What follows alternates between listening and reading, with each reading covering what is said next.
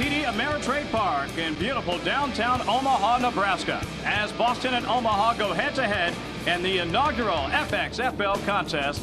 And we are thrilled to have you with us, everybody. Kevin Corkin, former NFL All-Pro Keith Sims with you. If you're wondering, it's football, it's fall, but no, they're not trying to compete with the NFL. No, they're certainly not trying to compete with the NFL, Kevin. This is a league where they're looking to partner with the NFL. Every other major sports league has a minor league system, baseball and basketball. I think it's time the NFL has one. And it's a very interesting setup here. You're talking about players that are relatively fresh from college. In fact, players are no more than 3 years removed from playing college football. And there's unrestricted movement between the FXFL and the NFL, which means if an NFL team calls, you can go right away. And 95% of these players have been on NFL rosters. There are two rule changes when it comes to special teams. One is they're going to move the extra point back to the 17-yard line. Add a little spice to it, something the NFL experimented with this preseason, and they saw their completion percentage drop from 100% to the low 90s. The other's on the kickoff. That is something that's going to be very interesting because they're going to try to bring the kickoff return back to football, but make it safely. Move the kickoff back to the 25 and move 8 of the 11 players within 20 yards of the ball. I like the stat there. Over 95% of the FXFL players have NFL experience, including a young man who was a star at Clemson. He was certainly an All-American at Clemson, 6th-round draft pick of the New York Jets this season. He's a guy that's got all the tool set, but he needs to work on a little bit, and he'll start that road back to the NFL tonight here at the FSL. And speaking of great young talent, you can't say enough about the size of Jordan Jefferson. 6'5", 230 pounds. He's a guy that licked the records books up in LSU. He wants to get back in the NFL, and his road starts tonight, honing his skill set here in the FXL. It'll be interesting to see what the coaches can do because the squads have really been put together for just a couple of weeks, but you and I have been talking, and you're saying that doesn't mean that we shouldn't expect production offensively and defensively. We'll have more on that and much more as we get you ready for kickoff. It's the FXFL inaugural contest, Boston and Omaha, coming your way next.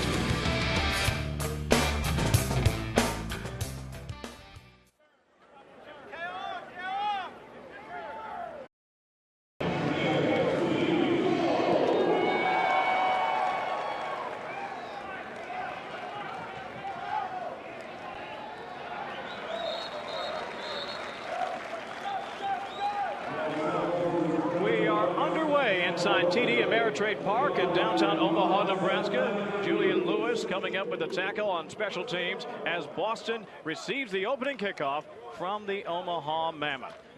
A terrific night for football here inside the beautiful ballpark here. And it's interesting, too, you and I have had a chance to be here before. And even though there's a lot of baseball played here, might remind some NFL fans of the Oakland Coliseum, there's a beautiful stadium setup here for the athletes here tonight. So first down, 10 yards to go, and Boston gets the football first. And already running over the left side is Wynell Selden, and he makes his way for positive yardage. You see Emmanuel Moody getting the handoff there. Highsmith making the tackle and running him out of bounds after a terrific opening play for Boston as we take a look at the replay. It was a simple dive play off the left side of the line. The offensive tackle set back, let the defensive end come to the field. He's got to contain that play, funnel everything back inside to the defense. Moody with a lot of speed, a young man who is obviously trying to make an impression, and he does so obviously there on first down. Wideouts, top and left, two backs in the backfield. And again, it's a handoff, and once again, it's Moody. This time, not a lot of running room there as the defense knifes in there, and it's Highsmith once again with the tackle. Traditionally, early on in a season, the defense is typically ahead of the offense. In this game, we're seeing the go back and forth a little bit here. Alonzo Highsmith out of the U. You longtime football fans, certainly familiar with the name and the family tradition there. Third down, 2 yards to go. Surveying the defense. Taj Boyd fires, pass complete, first down yardage, and even a little bit more. Spinning and pulling his way for extra yardage. Hazelton. Highsmith, meanwhile, once again coming up with the tackle, but it was a terrific catch and a first down to Vidal Hazelton. Taj Boyd, easy three-step throw on a slant route to pick up the first down. The receiver helps you. You love to see this yak yards after contact. He fought hard, almost broke it for a big one there. And again, it's Highsmith, who has been all over the field, coming up with the tackle for Omaha. Boyd this time fakes the handoff, rolling, easy pitch there, but that ball was tipped, and obviously it falls to the turf there. You got to work on that. Brandon Ford, the intended target there, but that one was knocked down by Rowe. I like that call, play action. They faked the run to the left, bootleg Taj Boyd out to the right.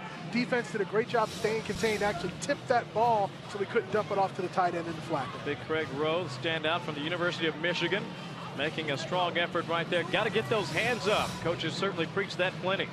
Second down, 10 yards to go. Taj Boyd, his team in positive territory right around the 47-yard line. No score, early going.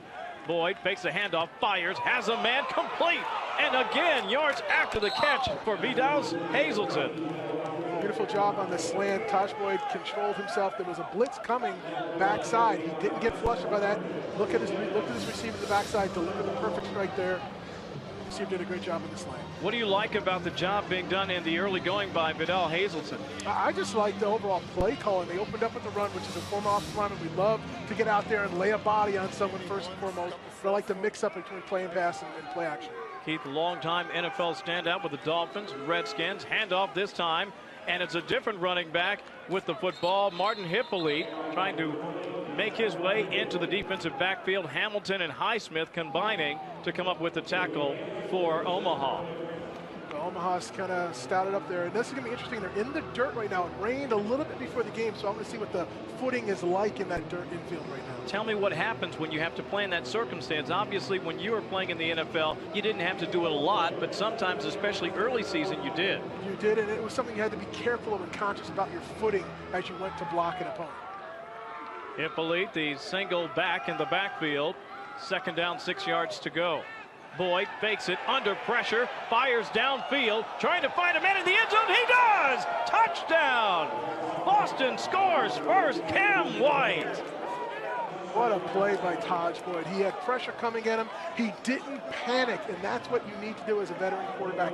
You have to realize where the pressure's coming from, recognize there may be an open receiver, and he lofted the ball up in the end zone. Perfect pass. Certainly a thing of beauty right there. And a terrific catch by Cam White. Love the adjustment to the football, right over the shoulder. Nifty hands, and a terrific play for the score. So just like that, the Brawlers roll right down the field, and they punch it in. But here's one of those wrinkles you were talking about in the pregame there, Keith. Yeah, we're going to see he's going to kick off the dirt here. It's not at the 2-yard line. It's 25 yards, 17 yards back. We'll see if it has any effect on the extra point here. So the extra point down there at the 25, up on the way. Wide right. And like so many old Florida State games, wide right. So it's a 6-0 score for the Brawlers after the point after sails just wide. But a terrific start to the contest, especially for Taj Boyd and the offense. They mixed it up a lot. They were able to run the football effectively. And when you start running, you can pass, and he did for the score.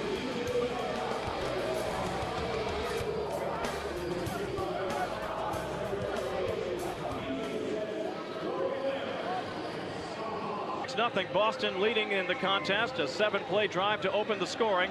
Let's join our colleague Harry Chickman down on the sideline.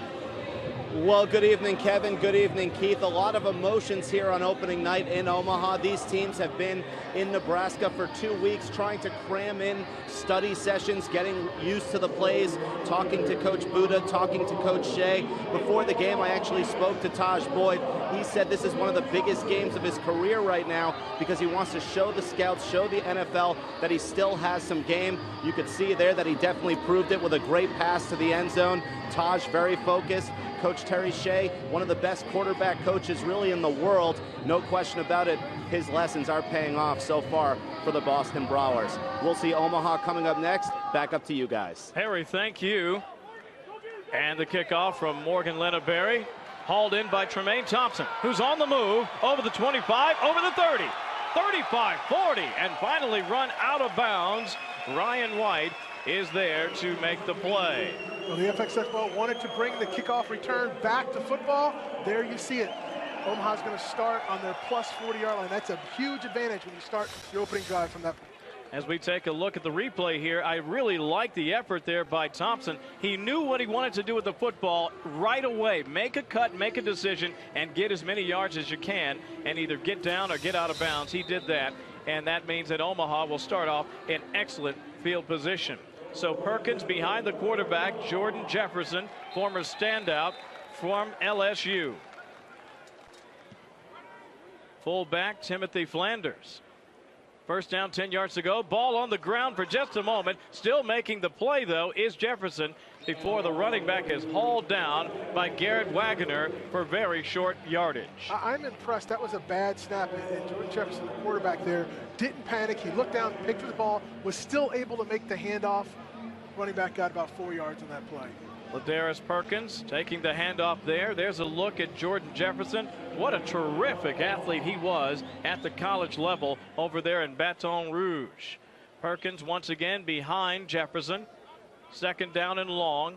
Single back right now. Wide out at the top and bottom of your screen. 10:57 to go here in the first quarter. Again, it's a handoff, and it's Perkins this time testing the right side of that defense. And again, he is met by a host of white jerseys. Philip Stewart leading the way for the tackle.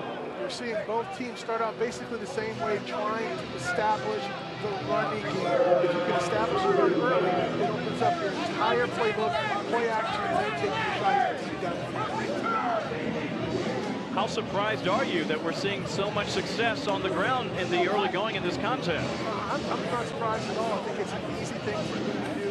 Offensive linemen get themselves into the game. It's a lot easier to run block early and then have to pass block later on. We're so used to suggesting that the defense is ahead of the offense when you're talking about relatively limited preparation, but so far the offenses look good on both sides. Jefferson firing his first pass is complete, and it's Ford hauling it in for positive yardage for Omaha. Great job by Ford coming back to the ball, giving his quarterback an easy target. Offensive line did a good job giving the pocket there for the quarterback to step up and make the pass.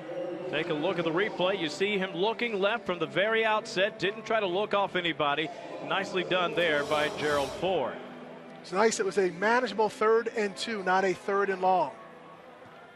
Making a big difference for the young signal caller, trying to make his way back into the National Football League. So first down, 10 yards to go for Omaha. Their first drive, they trail 6-0. Jefferson looking right this time, and again hooking up with his intended receiver, and this time it's Walker hauling it in for positive yardage, as once again the Mammoth are on the move. I'm impressed with the accuracy of both quarterbacks at this point. They've really put the ball on target for the receivers. The receivers have turned their pads back to the quarterback, giving him an easy throw, but they're making accurate throws. Now, he didn't look off anyone, and sometimes you want that nuance if you're watching a professional quarterback, but you know what? He got rid of the football quickly before he took a shot to the chops, and he made the play, and ultimately that's what you're looking for as well. Yeah, certainly when your first receive option is open, you just throw him the ball. It's pretty easy. Pitch and catch. Second down, 3 yards to go. Pressure coming. Downfield, has a man there, solid defense. The intended receiver was Gerald Ford, but this time the defense is all over it, and that one is knocked down to the turf. Trey Wolf in on the play. Yeah, it was a good job of protection by the offensive line. I like how he threw the ball up there, kind of gave us receiving option, but he's got to stay in the field of play. It was too close to the sideline. Really was a tough catch. Maybe just 2, maybe 3 yards too far to the out boundary. So 3rd down and 3 yards to go. Good chance to take a shot. Why not? Second down and relatively short. So we'll see what they do now. Perkins once again in the backfield, joined by Jefferson. 3rd down, 3 yards to go. 2 wideouts at the top of the picture. Handoff, and that's going to be big time yardage. Perkins going 10-5, touchdown Omaha. That's catching a defense, playing the pass when you run a speed draw there. Great call. That's because they had a manageable 3rd down. 3rd down and 2, 3rd down and 3. It gives your offense both options, run or pass. Defense was playing pass, and they ran it backside. 33 yards on the play, and you want to talk about wheels, and I love the fact that he made one cut, made a man miss, and he took it to the house for the score. Talk about punch and counter punch. Omaha answered what Boston did on their opening drive. We're off to an exciting start here. 2 drives, 2 touchdowns. And you said it in the pregame, Keith. You said, listen, the fact that they've only been together, it's kind of like having an all-star team together. If you have a little time to prepare, the basics of football are obviously still there, and so they march right down the field. Here comes Trey Barrow now with the point after. It is up, on the way, and good. 7-play drive to open the contest. And once again, it is Omaha coming right back to answer. 7-6 is our score. 8:28 remaining here in the first quarter.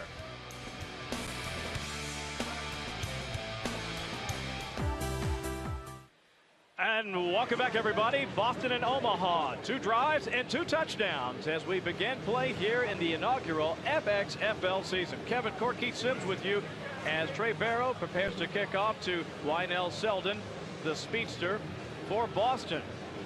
Both of those drives, Keith, 7 plays. In both occasions, I thought the quarterbacks were efficient, although Perkins, really the story of that second drive there, 3 carries, 41 yards, including the 33-yard jaunt as he takes it all the way in for the score. I think both teams, we don't know right now what the makeup, is this team going to be a running team or passing team? They both were effective doing both on the opening drives. So let's see how the second time they get the ball, how they do with it. So Selden gets the squibbler there from Barrow and is immediately swarmed under by a host of players there. We'll have to figure out who gets the credit for that one, but all the same, Omaha will certainly take it. I believe that was Chapelier probably making the tackle there as well. So it's going to be another chance now for Boston to take the football on offense and see if they can answer the counterpunch. It's been a punch and counterpunch night so far here inside of TD Ameritrade Park. It's been an exciting game so far. You want to see offense, you're in the right place. Right now, 7-6. Right now, the only difference is that backed up extra point right now. That backed up extra point missed by Morgan Linneberry, causing his club to now trail the contest by 1. 2 backs in the backfield, Moody and Selden. Boyd hands off to the first man through. That's Selden. Not a lot of running room. That'll make it 2nd down and long. You see Emmanuel Moody there. Rowe coming up with the tackle. Second tackle for the Michigan standout. Offensive coordinators typically in the first quarter set up a play. You saw they faked the reverse, still handed off the dive play. Let's see if maybe in the second quarter they come with a reverse. Hippolyte now the single back behind Boyd. 2nd down and 7 yards to go. Fake on the handoff. Boyd quickly out to the right side, attempting to hook up with Selden, but that one's a little low. That'll make it 3rd down. Yeah, I believe that's the first incompletion of the game, and he was a little rushed. Got a little pressure off the corner there and rushed that throw a little bit. There's Sandy Buda, the head coach there of the Omaha team, a legend here in Omaha. Been a great football coach for going on 3 or 4 decades now. You know, it's also fun to watch the fans come out and support him. As you pointed out, a terrifically successful career at the collegiate level. Trying to do his part to not only help instruct, but shape the lives of perhaps some future NFL standouts. 3rd down, 7 yards to go. Boyd in the shotgun, steps up to avoid the rush. Now decides to take off. He's got a few yards, but will it be enough? Quickly, it's Highsmith and Rowe, 2 of the defensive standouts, combining on the tackle there. And that's going to be enough for a 1st down. He tried to stay in that pocket as long as he possibly could, scooting up, finally decided to tuck and run. I just like to see him kind of get down. Quarterbacks, I love when you run the football, but get down and protect yourself at the same time. Well, let me ask you, though, as an offensive player like yourself, an offensive lineman, how soon should a quarterback take off? After, he's got to have a clock in his head. It's 1,001, 1,002. If you go through your progression on 3, you better be looking to run that football, depending on the down and distance. Or at the very least, maybe slide to the right or slide to the left to try to avoid the rush, if at all you can do that. Handoff again, as once again Boston pounds it on the ground. Hippolyte with the carry. Not a lot there. 2nd down and long with 6:48 to go here in the first quarter. Yeah, they were trying to catch a defense rushing the passer with that delay, sprint, draw. Defense was watching run first as they went to the quarterback. Alapio there. A little tangled up with the defense. Couldn't get out of the way. The running back ran pretty much right into him and then collected by the defense. 2nd down and 10. We'll say no gain on that one. Chance now for Taj Boyd to survey the defense. In a terrific opening drive. Looking to capitalize here on the second drive with decent field position. Fires over to the right side. Has a man! and right through the hands of Corbin Lux. Yeah, quarterbacks hate that. They put it on the money, and sometimes you got to make a tough catch. You did have to stretch out. When you get two hands on the ball like that, you got to bring it down for your quarterback, especially in a 2nd and 10 situation. That would have been a first down catch right there. Good effort there, you're right, but you want to make that catch, especially if you intend to play at the next level. He'll get another opportunity here tonight, I'm certain of that. 3rd down and 10 yards to go. Ball just about at the 42-yard line. Good field position here. We'll see if once again Boston can convert on 3rd down. Boyd surveying the defense. Single back, shotgun formation. Twins to his left. Man moving in the slot to the right. He's got a lot of guys out there. Instead, he decides to run it. Hard hit in the middle of the field, delivered by Dickinson. I know he's trying to prove his team he's tough, and he lowered his shoulder there, but you don't want to see a guy like Taj Boyd get hurt right now this early in the season. But nobody was open, so he had to do what he had to do, and that was tuck it and go. But this sort of echoes what you were saying earlier there, Keith. It's great to be a tough guy. It's wonderful to run if you know the defense is obviously making it tough for you, but let's not kid ourselves here. You got to get down. You do. Okay? You don't want to take any shots here. 4th down and 1 yard to go. What can Boston do here? Quick handoff right upside the middle. Oh, that's going to be awfully close. I think the ref is going to go, oh, no, I don't. Looks like they're calling him short. Turnover on downs. Selden stopped short on 4th and 1. So we'll take a quick timeout as Omaha comes back on the field. 7-6. Welcome back, everybody. The FXFL Game of the Week. Boston and Omaha inside TD Ameritrade Park, downtown Omaha, Nebraska. 7-6 is our score. An impressive defensive stand by the Mammoth, and that means Omaha now takes the football, already leading by an extra point. Omaha in the dark, the blue. Boston in the white. Jordan Jefferson fakes the handoff, rolls to his right, has a man wide open, and picks up a very nice chunk of yardage there to Greg Harden. You're seeing both offenses utilize the mobility that both of those quarterbacks, Jefferson and Boyd, bring to the table.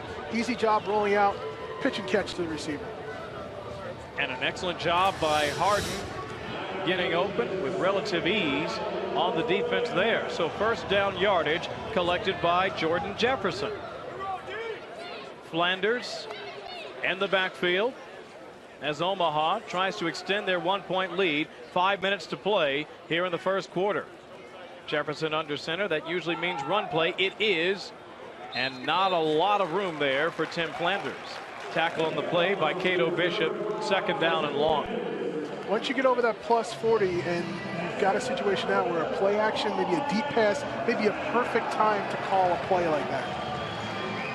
Maybe send one down to the pylon. I wouldn't have been surprised if it was on 1st down on that change of possession there. Yeah, you'd like to take your shot, right? You've got to take shots during the course of the game. It's very hard to go 10, 12 plays to score every time. 2nd down and long yardage. Jordan Jefferson barking out instructions, this time in the shotgun. Not a ton of pressure, little time, fires, has a man open. 15, 10, 5, touchdown, Darrell Walker.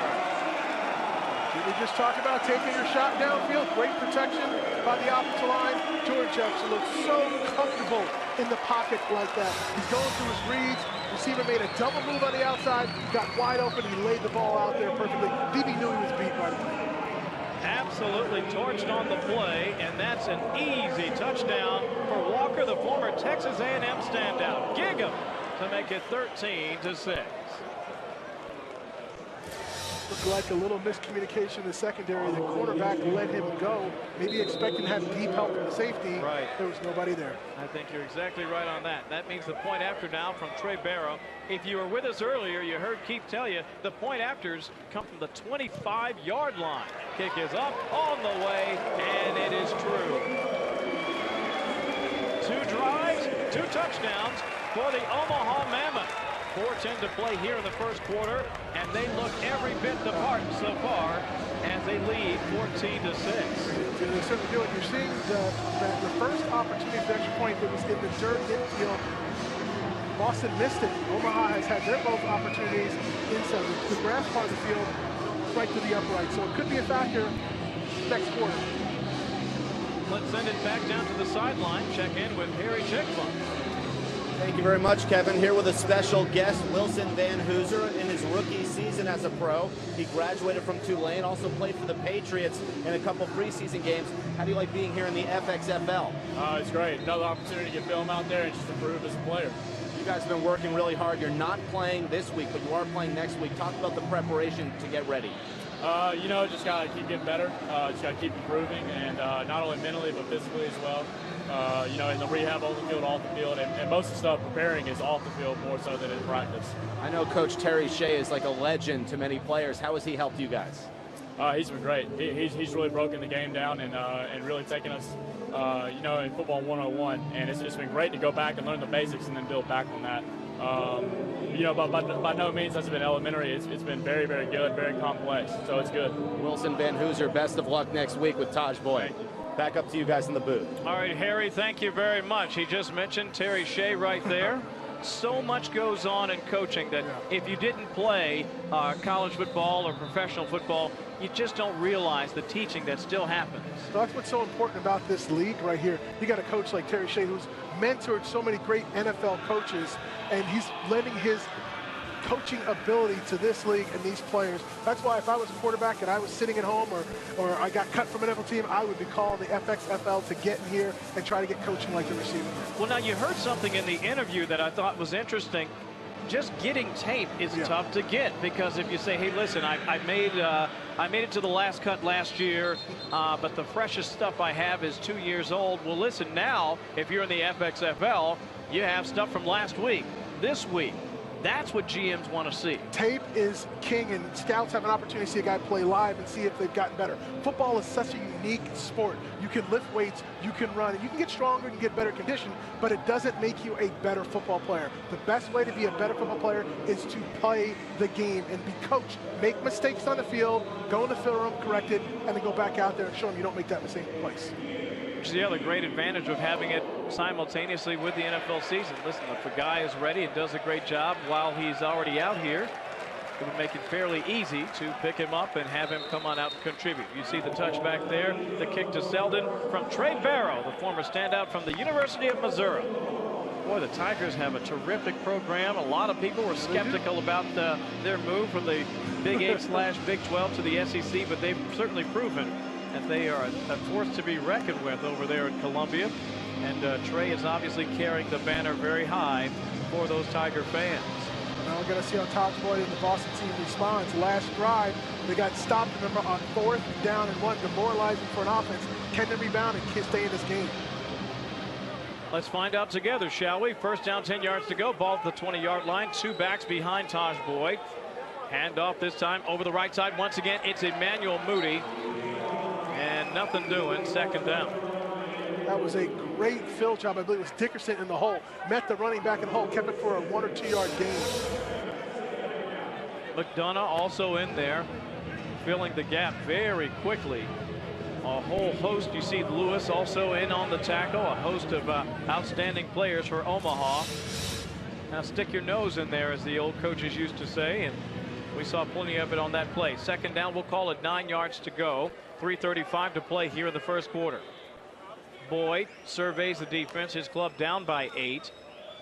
Single back behind him is Moody, who has the football and was just a step away perhaps from a huge play. And as you see, it's Hamilton on the stop. Fantastic play for Omaha. What a wonderful job by Hamilton. They teach linebackers when they step up and take up an offensive lineman, they got to keep one hand free. Kept his outside hand free, was able to slide off the block, make the tackle for little to no gain, and deliver a blow at the same time.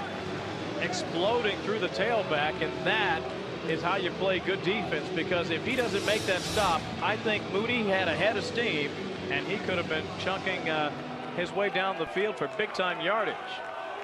They're down long. Let's see what Terry Shea dials up here. 3rd and 7 once again for Boyd, this time not in a shotgun. Makes his drop. Looks like a screen setup. It's Moody. Loses his footing and he goes down just outside the 22-yard line. Now, in defense, as you see Bryant in there on the play, it was a little wet earlier tonight, and so the field may be holding on to just a bit of moisture. It was, but coaches don't want to hear excuses like that. They're going to yell at the offensive line first and foremost. You got to get out there, throw if you have to, throw your body in front of the defensive back, give the running back a chance to turn his shoulders north and south. It was 3rd and 7. It was a safe call for the offense. They had an opportunity to pick up 5 or even a first down if they broke a tackle, but it was a safe call. So that makes it 4th down and 7, Keith, and that means that Linneberry will be punting this time. Back to receive is Tremaine Thompson. The punt is relatively short. He's going to field it right around the 36-yard line, and it doesn't look like he'll get much farther than the 37. That was a good punt. That was the first punt of the game that we're seeing here. That's a good job. Returners are dangerous players, and you can get big plays out of that. So they didn't get in the dirt that time. We saw Ronell Lewis in there on the tackle for the Boston Brawlers. Running out of time here in the first quarter. 14-6 Omaha out in front, and with the football once again is Jordan Jefferson. Last time a 3-play 56-yard drive capped by a 45-yard touchdown strike to Darrell Walker to make it an 8-point contest for Omaha. Omaha has looked sharp in all phases of the ball game. Let's see if they can put another touchdown drive together here. See what Jefferson has in mind. Standing right around his 32-yard line in the shotgun. Looks to his left, quickly fires that way, and he does have Greg Harden over there, and he picks up a few yards. Outstanding recognition there. They brought a corner blitz from the right side, the 2 receiver set side. Got rid of the ball quick, got what he could get. And stopped the clock in the process, so just 5 seconds goes off the clock here.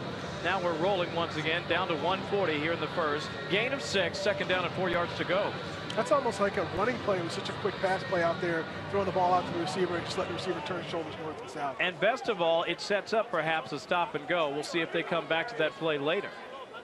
1:25 to go, shotgun formation. Jefferson does hand it off this time, and the running back is Flanders over the left side. First down yardage and more as he pulls his way forward.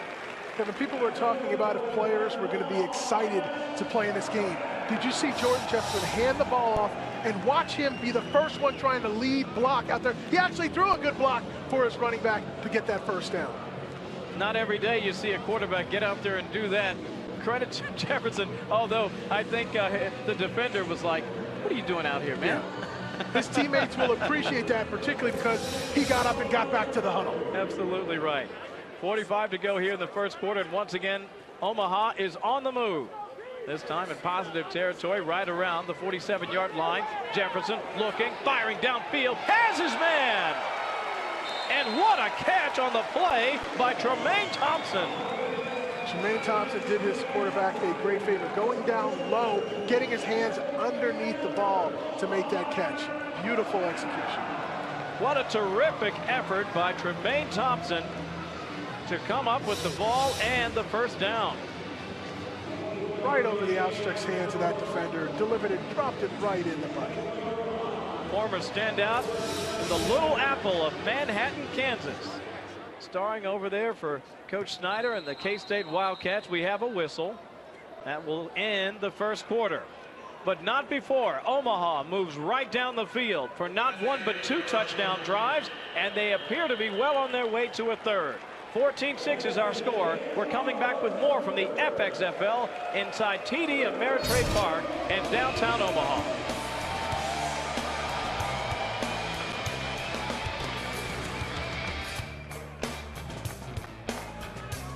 The sidelines.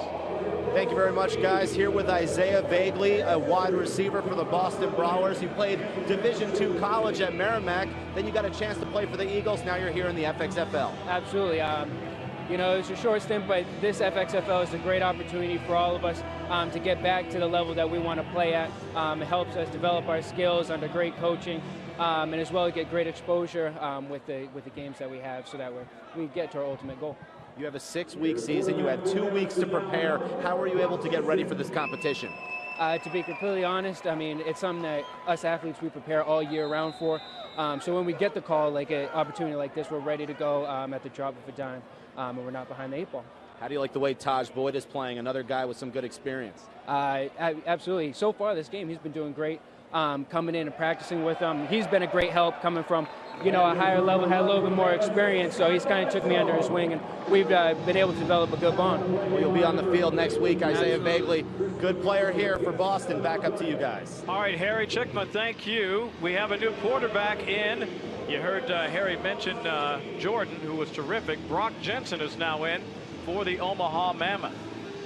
Kevin, we wondered that with so many good players looking for an opportunity. That's what this league is about, developing players, giving every player an opportunity to get better, how they would split the time to quarterback in maybe a quarter-by-quarter situation.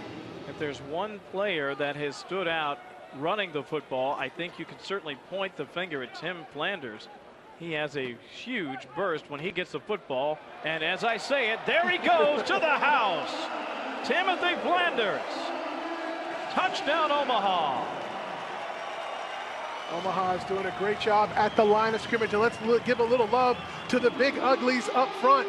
Running backs can't get yards without that offensive line getting a hat on a hat, giving him a crease, but he's doing a great job. Whenever there's an opening, he's rocketing right through there. Out of Sam Houston State, Timothy Flanders with a 16-yard burst for the score, the third touchdown of the contest for Omaha.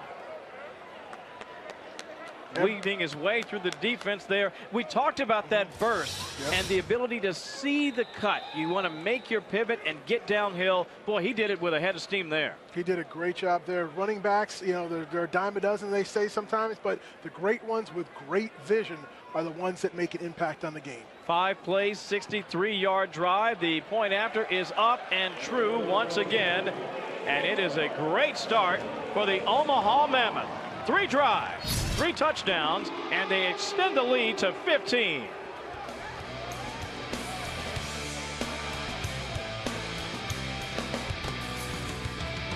Which makes it the perfect place for the FXFL game of the week. Trey Barrow preparing to kick off to Wynell Selden as once again Omaha is on the board. A 5-play 63-yard drive capped by Timothy Flanders. 16-yard run for the standout from Sam Houston State. Omaha rolling down the field. 3 touchdown drives, average just 5 plays per drive. Quick strike capability. They lead now by 15 points, and Barrow booms that one right down the field. Collected by Selden right around the 5-yard line. Over the 20 now, has a little room. Oh, he gets tripped up. Just by a shoelace, they say that. Tripped up because he had gotten past that little arm tackle. He had a lot of green in front of him. Jericho Nelson, and this is how you make a pro squad. Play good special teams, and a shoestring catch is as good as a hard hit, and Jericho Nelson makes the play.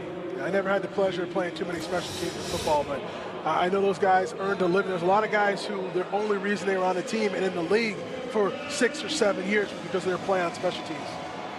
Total yardage, domination right now by Omaha, 177. Although Boston has moved the ball effectively, we'll see if the Brawlers can keep it going here as we get underway in the second quarter with their first drive of the quarter. Quickly back to pass, and hooking up with his receiver right there is Taj Boyd, and he finds Corbin Louts, who had the earlier drop but looked terrific on that catch.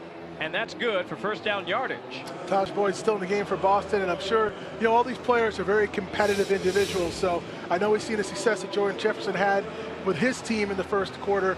He wants to put some more points on the board for his team. Good job there by Corbin. He hauled in the ball and quickly covered up because he knew he was going to end up being a bit of a pinball out there. That's what happens sometimes when you line up in the slot. Nice play there. First down yardage. 13:22 to go here in the first half. Omaha leading. Boston, though, with the football. Play action. It's Boyd looking, firing down to the right side. What a catch! There's Corbin once again. Quarterbacks love receivers who make the tough catch for them. You expect your quarterback to put the ball on the money every single time, but as a quarterback, you need your receiver to make a play when you trust him. That was perfectly put between 2 defenders. Receiver went up and snagged that ball midair. You saw Julian Lewis go flashing right there, and what a catch by Corbin Louts. Again, a first down strike off the arm of Taj Boyd. Looks like Boston's moving now. Let's see if they incorporate some run into this now. A little play action. You mentioned it earlier. I think we've only seen the 1 punt so far here in the contest. And speaking of one, That would be the very first penalty marker on the play. Yeah, it looked like the left tackle move, false start on left tackle, I believe. And I hate to say that. You know, I hate to see any penalties on offensive linemen. We work too hard. That would be Big David Mims, the guilty party, number 68. Did you say David Mims? Big, 6'8", 335 pounds. If he moves early, no one in the stadium's going to miss that. Tough to slow down when you're that big. You start moving, you're like a freight train. I prefer ballet dancer. But. Indeed. And again, a very quick handoff. This time it's Hippolyte with the ball. Martin trying to move the ball, get it back down to that original line of scrimmage. He's going to be shy of that. Make it now 2nd down and about 12. Always makes it tough on an offense when you have a penalty on 1st down and now you're starting 1st and 15, now they're 2nd and 12. They've got to pick up a large chunk of this on 2nd down to make 3rd down manageable. Under center is Boyd. Twins to his right. Single wide out to his left. Firing that way with man coverage. This time it's a penalty marker on the play. Trying to hook up with Hazelton. You saw the DB out there, Bryant. But that's where the penalty marker came in. We'll see if it's defensive pass interference. So impressed with all the quarterbacks in this game, recognizing when a blitz comes, finding the receiver one-on-one and giving their player an opportunity to make a play. Pass interference, defense number 41. The ball will be placed at the spot of the foul, automatic 1st down. You know, I didn't get a chance to mention this earlier in the contest as we take a look at the replay. This isn't just a great opportunity for the players to try to get to the National Football League. But listen, if you're an official, another good opportunity, wouldn't you say? Absolutely. They get an opportunity to hone their skills and prove to the NFL or colleges that they are ready to take that next step. So a penalty moves the ball inside the 15-yard line. Single back behind Taj Boyd. Gets the football, and it's Hippolyte. And he is met by a host of blue jerseys. And that makes the crowd happy here inside TD Ameritrade Park. Yeah, the draw didn't work that time. I believe there was a hole to the backside. If he had pressed it to the left side, he might have picked up some yards. He ran right at defender's arm. We used to call running backs that ran to darkness Darth Vader. We got to wait for the light, right? Yeah. See the light, use the force, and all that good stuff. All right, 2nd down. A little bit more than 12. Boyd under center, fakes the handoff, steps up under pressure, spins, still on his feet, fires. That one is on its way to the sideline there. Did have a man in the region, and so it should be a penalty marker on the play. We'll double check it. Rowe once again applying the pressure, but I do see the men in stripes on the move. Yeah, they're talking about it because he was in the pocket when he threw that ball away. But like you said, I believe there was... Quarterback was out of the pocket, came back into the pocket, and the ball went beyond the line of scrimmage. 2nd down. Excellent play there. I saw Selden, by the way, in the zone where he tried to fire that up there. So there's no penalty marker on the play. That will stand. That was a good pass rush. Beat the left tackle. Mims on an inside move to get the pressure on Boyd on that play. Boy, we've been calling Rowe's name quite a bit tonight. Big number 99. He's got a, as you folks like to say, a high motor. Very active player. You know, I was reading some of your comments on some of the best defenders that you played against in your career. I can't wait to ask you about Bruce Smith. Woo! He was a competitor and a teammate all in the same career. I prefer him as a teammate. I bet. Boyd back to throw. Rowe applying the pressure. This time he's picked off. What a play in the end zone, and it's Hartman with the catch. Hartman had great position on that play, got in front of the receiver. Really nowhere for Taj Boyd to throw the ball. Maybe he might have tried to loft it over the head there, but it was a great play on defense. Well, this is what the FXFL is all about. Decision making under pressure. I'm sure he'd like to have that one back.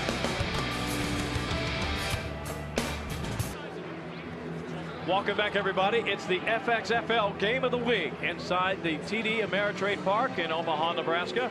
The Boston Brawlers trailing the Omaha Mammoth 21-6. Kevin Corkin, former All-Pro. Keith Sims with you. Stand out with the Miami Dolphins and Washington Redskins. And we're enjoying some football here in the fall as a lot of great young athletes try to make their way back to the National Football League while keeping their skills sharp here in the FXFL. We likened it earlier in our conversation to the NBA's D-League. A little developmental action here for some great young players trying to get back on a 53-man roster. As you see, Brock Jensen hooks up with the receiver there, Darrell Walker, and that is a very nice play there. The first completion of the contest for Brock Jensen. Brock is a typical player here in the FXFL. He's a guy who was in the Miami Dolphin training camp, and they actually were very high on him, liked what he brought to the table, but recognized he needed a little bit more seasoning. So glad to see him out here performing the FXFL, giving him an opportunity to put more on tape when the Dolphins come calling, hopefully, in the next couple weeks. Obviously has the size, 6'3", 225 out of North Dakota State. If you've ever been to their campus, you know that they are absolutely stellar fans up there. Second down, 2 yards to go. Single back behind Jensen. Back gets the handoff. That's Ladarius Perkins, and Perkins is on the move. Penalty marker, though, flies in the air as Perkins ends up just shy of the 45-yard line. We'll see if there's a hole. Yeah, unfortunately, when that flag comes out, when you're running wide like that, they typically get the end man on line of scrimmage, pulling a jersey, and you see it come right there. So for Ladarius Perkins, that means back to the drawing board if, in fact, this penalty marker goes against the Mammoth. Everything else has been going so right for them this point of the game. It's about time something turns negative for them. See how they respond to a little bit of adversity. Ah, but look, it looks like they're walking Omaha's way, so that could actually add to the yardage. Hands to the face, defense, 5-yard penalty, automatic first down. That is the end of the run.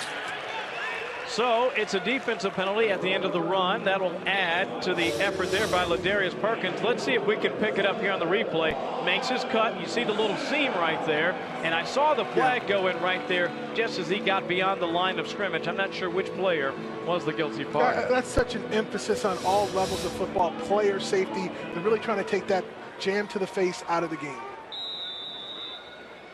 Now, you know the old-time players are saying, well, back in my day. I used to use it all the time. First down, 10 yards to go. Shotgun formation. Handoff made. Still on the move is Perkins. He gets outside for a moment, but he cannot outrun the defense. Boy, a lot of speed over there, demonstrated by Philip Stewart. You were talking about hands to the face as an offensive lineman, particularly a guard. You're on the inside. Nothing like jamming a guy in the face mask to stop that initial run, get him a little shock, and get him to restart on a pass rush. But I understand player safety is first and foremost now. They're taking that out of the game and making the game safer for all. So Perkins tries to create a little chicken salad out of a tough circumstance there and does not get around the corner, as we saw terrific speed there from Philip Stewart. That'll make it second down after the loss of 2, 2nd and 12. Play clock winding down, got to snap it. They do. Jensen back. Fires. That ball came out a little fluttered. I'm not sure if maybe a hand got to it before he released. I think there was great pressure on the left tackle there, and Jensen wasn't able to step up the way he wanted to and throw through that throw. He got hit as he was making that throw. You can see the path of the ball fluttered as it left his hand. See if we can find out if that was Rommels who got to it. Yep, indeed. Great job there by Greg, who was absolutely flying. He beat the man on the edge, and he got to the quarterback, and that is exactly what GMs are looking for. Absolutely. You got to, any kind of pass rusher, you have a place for you in professional sports.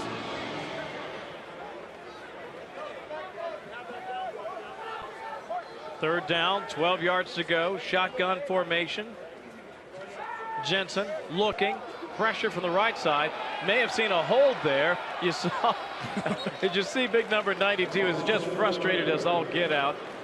Darrell Cato Bishop felt like he was held. Lewis ultimately is there to make the play. Still not enough, and that'll bring up a 4th down. So Brock Jensen, a 3-time national champion at North Dakota State, can run the football, but he is not at the level of Jordan Jefferson or Todd Boyd. But he still did a great job. And looks like they're going to go for it on 4th down here. 4th and 2, why not? Right. See what they can do here. Ball at the 45 and a half, 40, yeah, we'll call it the 45.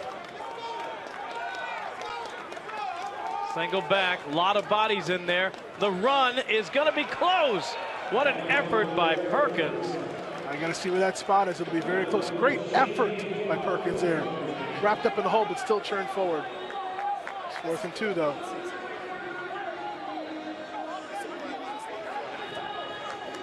And it looks like it's just a bit shy as Omaha this time turns the ball over on downs. I'm impressed with both coaches not getting conservative on 4th and short and going for it, giving their players an opportunity to be in a situation where they got to perform and make a play. That was a terrific effort there by Ashton Cobb, who just exploded through the traffic to make the play for the Boston Brawlers. And so we've seen both squads now, Keith, turn the ball over on downs in this contest. That's the first time that Omaha had the football and didn't end up with a touchdown. First down, 10 yards to go. Boston trailing by 15. Once again, under center is Taj Boyd, the former standout from Clemson. Handoff over the right side, it's Hippolyte. Martin on the infield here inside TD Ameritrade Park. Chapelier making the tackle. Good penetration by the defensive lineman. Actually ate up 2 offensive linemen, let the linebacker come free, was able to make that tackle in the hole. Travis from Northwest Missouri State making another good play. Second down, 9 yards to go. Defense stiffening just a bit. Again, the right side of the offense gets all the work. And once again, not a lot there as Alexander makes the play for Boston. They must really like that right side of the offensive line, because I'm surprised they're running into the dirt versus running left into the green of the grass. It is the wide side of the field. So Alexander making that play for the Omaha defense. That'll make it 3rd and long this time for Taj Boyd. They played a lot of one-on-one outside with safeties, taking half the field deep. Interesting to see if they try to go deep one-on-one here. 2 seconds on the play clock. Boyd gets it off just in time, fires over the middle, has a man, and that could be first down yardage. It's Hippolyte with the catch.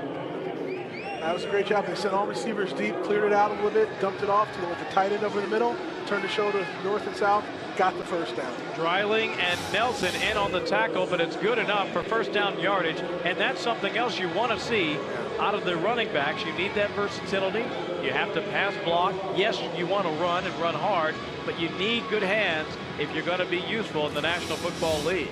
In this day and age in football, you got to be able to run and catch to be a running back, complete running back. Well done there by Martin Hippolyte. Meanwhile, he gets the football again. This time he runs at the opposite side of the defense, testing the right side of that Mammoth D. You see Lewis once again in there on the play as he picks up a few yards. That'll bring up 2nd down. That's a little balance back in the offense. You pick up a long 3rd down, you go back to the run and pick up a good chunk of yards on first down. How important is this drive here, Keith? 5:50, give or take, to go here in the first half. Boston could certainly use some points. I think it's paramount for Boston to get some points on the board right now. Omaha's completely outplayed them in the first half to this point. Every time they touch the ball, they almost put it in the end zone every single time. Boston's got to keep it close. Boyd under center, looks like a handoff, and indeed it is. And once again, it's Hippolyte. This time he cuts back over the 30, down near the 21-yard line before Hartman hauls him down. That was a nice play, nice cutback. He really read the offensive line. I love that as a running back that reads his offensive line to be able to cut back on blocks. Martin Hippolyte is having one heck of a second quarter. Excellent vision and strong downhill running, making a big difference for his club right now. They trail by 15, trying to chip into that one, and he's doing his part. The former UConn Husky. People think of UConn as a basketball school, and why not, with national championships for the men's and women's programs in basketball, but some pretty good football players playing over there in Stores as well. This time, not a lot of running room for Hippolyte, as once again Chapelier makes the tackle. Well, the defense saw that play maybe one time too many and said, not this time, not my hole. Boston's doing a good job by running this football and holding on to it, giving their defense a little break here. Begins to wear you down just a little bit. Ground and pound. Second down, 11 yards to go. Approaching the 4-minute mark of the first half. Boyd, play action, quickly. The outlet over to Selden, who makes the catch. That was a nice job by Selden. I thought it was because momentum was going to carry him out of bounds for a short gain. He tiptoed on the sideline, spun back inside. You can see it right here. Took the hit, spun back inside, and picked up another 3 yards. That extra effort, that's how you get noticed. 3:55 to go here in the first half. 21-6, Omaha. Boston driving. Third down, 3 yards to go. Deep in Mammoth territory. Big third down right here, 3rd and 3. 5 seconds on the play clock. Got to snap it quickly. Boyd gets it off just in time. Could it be a pass or run? It's all run, and it's all good if you're a fan of the Brawlers, as Emmanuel Moody goes cruising for first down yardage. That's one of those plays where your coach is screaming, hurry up, hurry up, hurry up, and can snap that ball, thinking you've got the right formation. They outnumber the defense on that side, pulled the tackle, easy first down pickup. Tackle on the play there by Alexander, but not before. And Bryant also chipping in there. You see a lot of bodies flashing there to get a hat in on the play, but not before Boston picks up another first down and goal to go. Ball resting at the 5-yard line. Let's see what Terry Shea has in his bag of tricks here. Could be a pass play. Instead they run, and they go right downhill with Selden. And I'm not sure if he got beyond the 4-yard line. Yeah, it looked like there for a second there was a hole that opened up, but that door shut awful quickly there. Second down, goal to go. Alexander has been everywhere. Same can be said for Coleman. Playing good football right now for Omaha, and they need it. Approaching 2.5 minutes remaining in the first half. Trying to protect a 15-point lead. Selden and Hippolyte behind Boyd. Play action. Boyd looking, firing toward the end zone. Oh my! A near disaster. Cox almost came up with a pick six. Taj Boyd will want that pass back. He threw it on the inside shoulder. It needs to be thrown to the outside of the player. Look at that. The running back tried to turn back inside to get that ball. The defender was in perfect position. Ball needs to be outside so only his player can get it. Oh my, was that close? And if he had got his hands on that ball, that would have been a touchdown. That would have been a pick six. Terrific play by the defense as Cox just misses on taking that one all the way to the house. 3rd and goal. Boyd firing. Got his man. What a catch down near the 1-yard line. It's Jasper Collins. I do believe this is 4-down territory. A field goal doesn't really do you any good right now. They got to punch us in. It'll be 4th and goal from the 1. You saw the argument there from Collins, but I think the call is perfect. The ball never crosses the plane. As you look at the replay, he makes a terrific effort there. Wonderful catch. You know, that's about as close as you're going to get to getting a touchdown without getting the call. Yeah, that was a great effort, but from the vantage point we had and looking at the replay, he didn't cross the plane, that imaginary plane of the goal line. Maybe worth a look. I mean, like I said, it was about as close as you could come. You can make the argument. First jumper's timeout. Oh, offensively, Boston's making the argument strong. But when you look at it, and we couldn't see it on that particular angle, but when you look at the replay, here you go. He caught the ball. He was in the playing field, and he slid laterally. Yep. You called it. I think the ball just never broke the plane, and that's why it's a 4th down and goal to go. You know who really wanted that was Taj Boyd. He could taste that touchdown. Now his team's going to have to get it the hard way on a 4th and goal with a lot of bodies bunched up near the line of scrimmage. Now I know what you're going to say. You're a big offensive lineman. You want to pound I'm going it to in shock there. you. I'm going to shock you. I think with Taj Boyd and his mobility on this particular play, you fake a dive or run wide and let him bootleg. And then you run maybe a tight end from the backside across the back of the end zone, run pass, give him that option. You've got such a great athlete at quarterback, you've got to take advantage of that. Right now, Omaha is going to have to sell out to stop the run. It's 1 yard. you're going to have to commit 8, 9, 10 guys in that box. Let his athleticism get this touchdown. Little Russell Wilson type of play here. All right. We'll see what they draw up. If they go with your play, I'll buy you some. Okay. All right. 2:06 to play here in the first half. 4th and goal. The Brawlers would love to come up with a touchdown. Hippolyte and Selden in the backfield. Handoff and stopped. See? They should have gone with my play. I told you. What a play by the Omaha Mammoth. Crushed right there at the line of scrimmage. Not a first down, not a touchdown, but a turnover on downs. No chance for Hippolyte as he was met by a host of blue jerseys. You saw Hartman getting right in there, joined by a host of others, and what a fantastic play for the defense. It was. They pulled the backside guard, but nobody blocked the end man on the line of scrimmage off to left side opposite. He came down, closed it, tackled the running back in the backfield. That was a miscommunication. Well, that will certainly make the coaching staff very happy.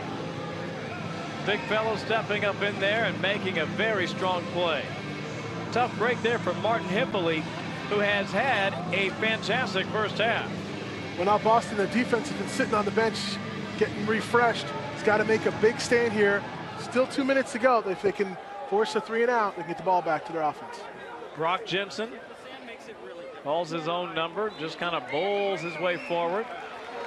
A little breathing room there. I know lots of quarterbacks, having worked in the business and obviously playing a little football. This is the 2-minute warning. 2-minute warning out here on the field. I'll tell you more about that story in just a moment. As we head to break, it's still 21-6. Big time defensive stand by the Mammoth.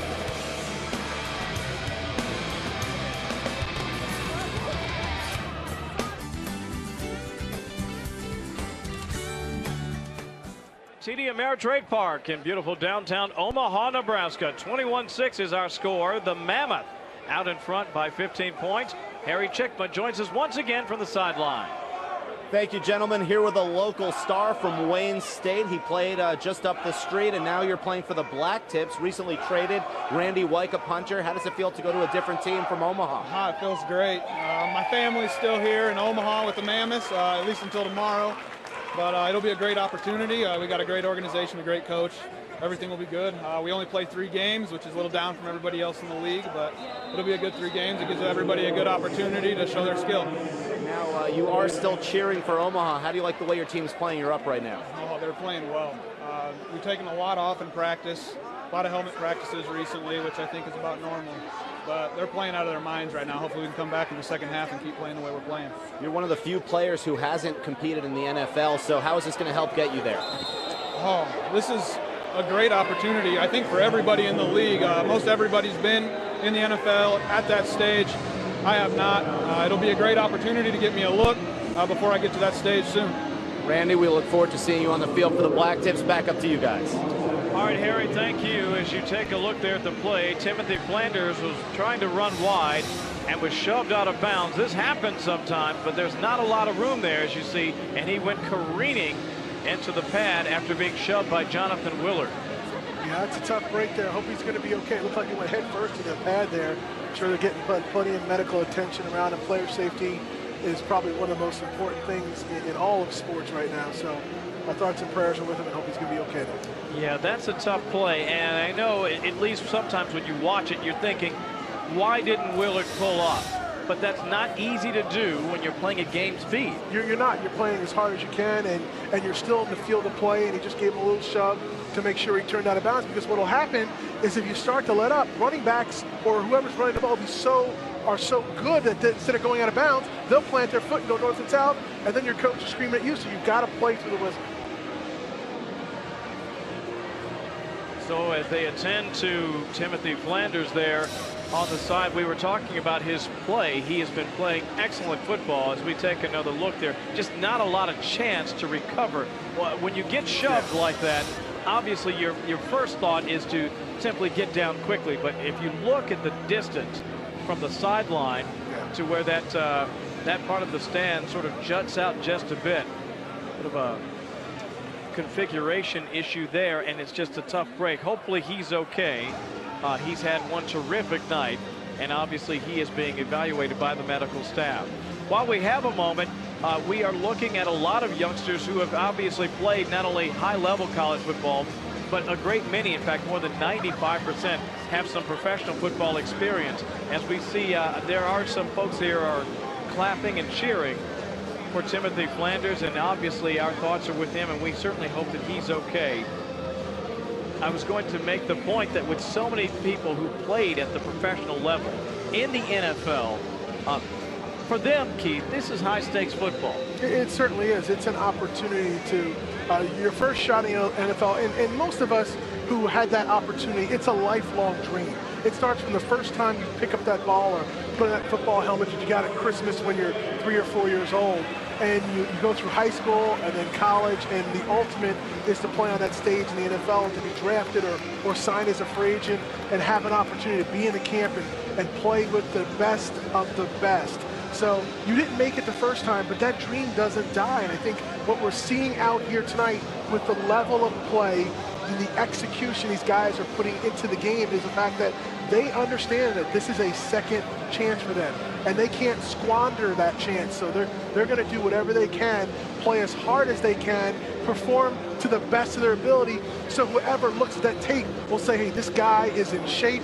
This guy is working hard to do better than he did before and take advantage of a second chance. So we will keep an eye, Keith, well said, by the way, on Timothy Flanders, the running back from Sam Houston State, who has been having a terrific evening so far for the Omaha Mammoths.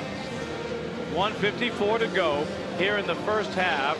His club is out in front by a score of 21-6 on the strength of 3 straight touchdown drives, 7 plays, 3 plays, and then 5 plays, one of them capped by a very strong touchdown run by Mr. Flanders himself.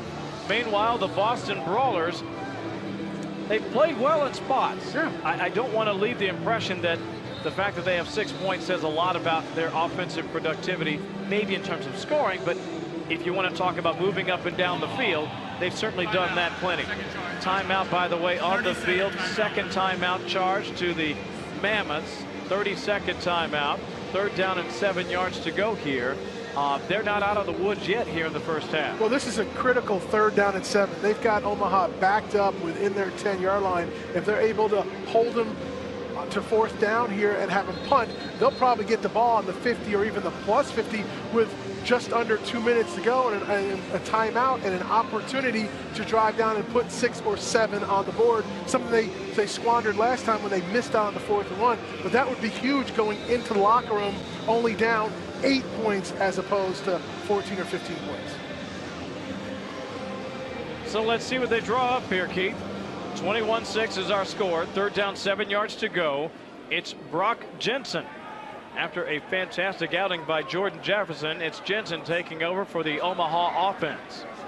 Makes the handoff, keeps it, rolling right, standing in his end zone, fires upfield, has a man! First down, Omaha, Tremaine Thompson. What a pass by Brock Jensen. What's a gutsy call to roll a quarterback out in his own end zone. Trust him to be able to deliver that ball. Look right here. He almost, the pressure came him. He didn't get flustered. He delivered a beautiful pass to his receiver, and now Boston's hopes of getting the ball back are all but dashed. And a terrific effort there by Tremaine Thompson. As we have a penalty marker, perhaps a movement on the right side of the line. That would be a false start on Omaha. Yeah, that'll be a killer if it is on Omaha right there. They just Offense got number 7, 7-4. 5-yard penalty. Replay the down. And you were about to see a shift in mentality. It was Boston trying to do everything in their possibility to back Omaha up and get the ball back. Now Omaha's got some breathing room. They might execute their offense and try to put some more points on the board here. Stetson Burnett, the guilty party, former standout at Tulsa. 1st down, 15. Approaching the 1-minute mark here in the first half. Boy, player came in off the end, absolutely uncovered. You saw McAllister just come flying in there, and ultimately he went right by Brock Jensen, but that was close. Yeah, that should have been a sack right there for Boston. Brock Jensen did a great job of tucking it and going north and south and getting what he could out of that play. Boy, Chris McAllister, big-time motor right there, but missed an opportunity to create the loss. Well done there by Brock Jensen. I know it's not a lot in the way of yardage, but you know what? He stayed out of a sack in getting his feet forward. That'll make it now 3rd down, 30 seconds to go, hooking up there with Matt Thayer. First time we've called Matt's name tonight. I think Omaha's going to be happy going into the locker room with this lead. Omaha, 3rd and final timeout, first half. I might be wrong. They called timeout to, what are they dialing up here? What did my friend Mr. Corso say? Not so fast, my friend. So what do you figure? I'm going to guess here that Jensen fires one right down the sideline there and just airs it out. We'll see if that's the case. Omaha off to a fantastic start. You see the 2 quarterbacks there as we show you some of the highlights from the early stages in this contest, and it was all Omaha in the early going. Fantastic runs abounding from their offense. Ladarius Perkins cruising his way to the end zone, then a big-time strike all the way down to Walker, and then it's the hard running Timothy Flanders. Touchdown, touchdown, touchdown. Meanwhile, the Brawlers did make their way into the end zone, but you know what? Sometimes the defense stopped them from getting there. In fact, a couple times you saw the interception in the end zone and a big goal line stand. You can't say enough about the job done here so far by the Omaha Mammoth. 21-6 is our score. 3rd and 7. Brock Jensen likely to air it out here. 3-man rush, make it a 4-man rush. He goes to the underneath man. Can he get out of bounds in time? Answers no, as Perkins is corralled. Great tackle there to keep it running back in front of you. That's tough for a linebacker in the open field to not get juked. But he did a great job of bringing him down. That should be just about the end of the half. But you know what now with 16 seconds to play? Timeout, Boston. 30-second timeout. It's Boston saying, let's see if we can get a little punt return here. Either a punt return or a punt a lock here. They may be sending the house. Because what do you got to lose at that point? 16 seconds left. You go after, even if you rough up the punter, you give them a 1st down, but they still got 50 yards to go to get to pay dirt. Now, I know in your case, obviously, this is not, something that you would have done as a professional, trying to block a punt per se. But that is something that they work on in special teams in practice. Oh, without a doubt. And a consultant for the league, Mike Westhoff, was my special team coach in Miami. It's been a lot of years in New York. One of the all-time great special coaches in the NFL. So he took a lot of pride in designing schemes to take advantage of weaknesses. Trey Barrow with Trey Wolf back to receive. Wolf is standing at his 20. We'll see if Barrow can get it away cleanly. He does. He hammers that one. Excellent kick by Trey Barrow. It goes all the way in, and if that thing holds up, you want to talk about the extra yardage there. Tough break for that young man. Still a heck of a kick, and that will get you noticed by GMs everywhere. It will. We talk about this as a developmental league and all the players getting tapes. Well, we forget kickers and punters are part of the team. They're a small part, but they are part of the team. When we need them, they're part of our team. When we don't, they're not. But they need an opportunity to kick as well, so that's great to see them. A lot of booming kicks like that over there far out Faroe Field. Back in Mizzou. Trey Barrow with a 56-yarder with tons of hang time, and it makes its way to the end zone. And that means Boston will come out and do the old kneel down here, and that will likely end play in the first half. And indeed, that is the case as Taj Boyd takes a knee. But it was a terrific first half for Omaha. Offensively, 3 touchdown drives. Defensively, a pick in the end zone and a goal line stand.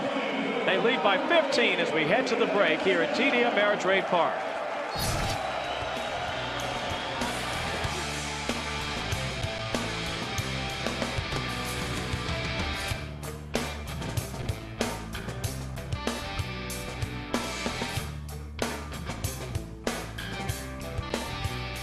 To catch up with the outstanding quarterback, Jordan Jefferson.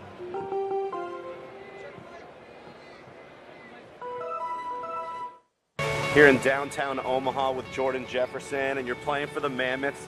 You had a great college career, leading LSU to the #1 ranking in the country, SEC. How do you feel to be in the FXFL?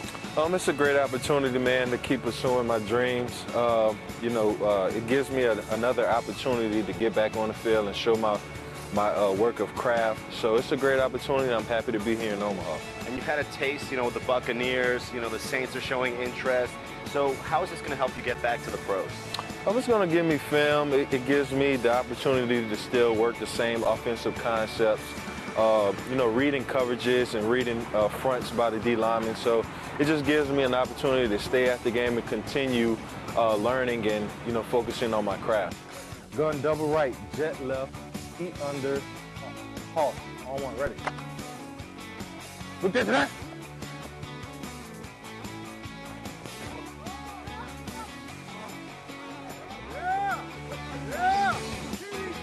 When you got the call to do this, tell me about the emotions. I mean, you're back, the dream is back. It's a great feeling to be back in football.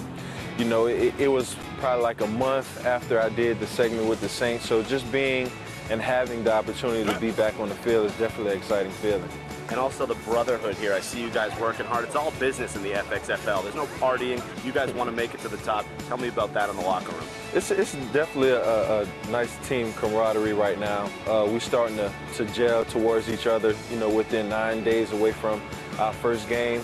It's a lot of guys on the team that some of us have played against. We have a lot of Big Ten and SEC schools that are on our team. So a lot of those guys we're familiar with. And, we just gelled on the first day.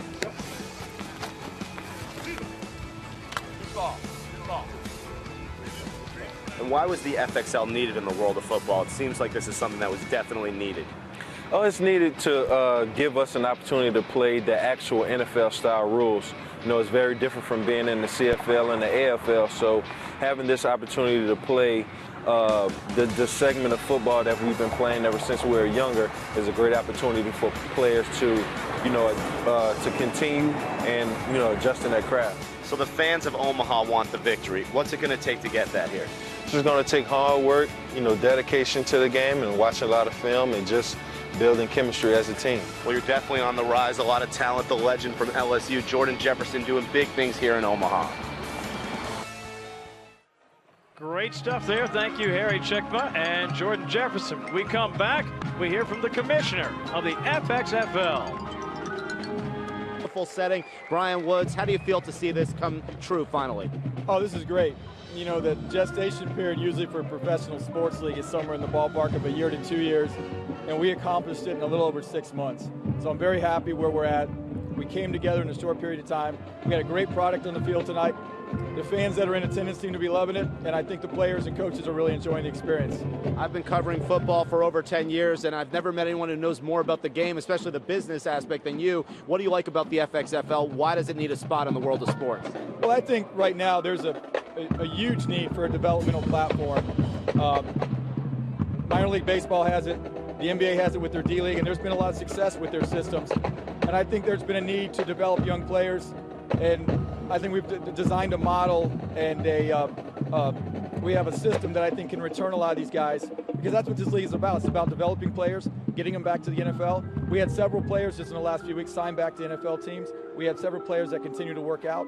So this is a developmental league in every sense of the word, and we're really, really excited. A lot of sleepless nights, a lot of hard work, finally coming here under the lights, a great city. The competition on the field has been fantastic. Do you feel like this is a rewarding night for you? Oh, absolutely, and I think the fans have been real impressed, again, with the product. 2 days ago we had a player sign back to the Green Bay Packers. 2 of the New England Patriots draft picks from this year's class, from their draft class this year, are playing in this league right now. Taj Boyd was a draft pick from the Jets. So the level of talent is exceptional. It's an NFL caliber product, and it's like I said, I tell people it's a minor league model, but it's a major league product. So I've been, really pleased with what we're seeing tonight. Well, great to see you, Brian Woods. Congratulations on everything. Thanks a lot. Excellent FXFL season coming up. A lot of nice markets, Omaha, New York, and Boston. Back to you guys. 21-6 is our score, and the FXFL game of the week. We're looking forward to the second half. Kevin Cork and Keith Sim, former All-Pro, with you.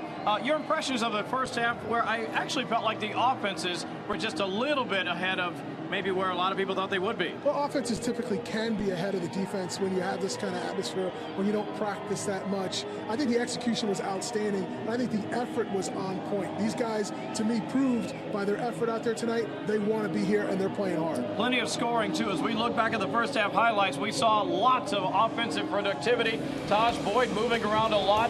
having his way in the early stages, and so was Jordan Jefferson. Both of these teams moving right down the field. You saw Boyd there with the touchdown throw, but then back came Omaha, and boy, were they running down the field. Perkins taking it to the house to give his team a 7-6 lead. And then there is Jordan Jefferson, a clean strike down the field to give his team an 8-point lead, and there was more where that came from. Flanders with a strong touchdown run over the right side. Timothy took a hard knock later in the half, but again, the defense surprising throughout in this one. Omaha's defense coming up huge. The interception in the end zone, and then right before the end of the first half, a goal line stand.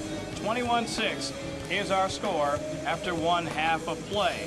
And we mentioned that we thought that the offense might be ready to go. As you take a look at the halftime statistics, 258 total yards already for the Mammoth, 3 touchdowns to go along. And I'd say, relatively speaking, Keith, a clean contest.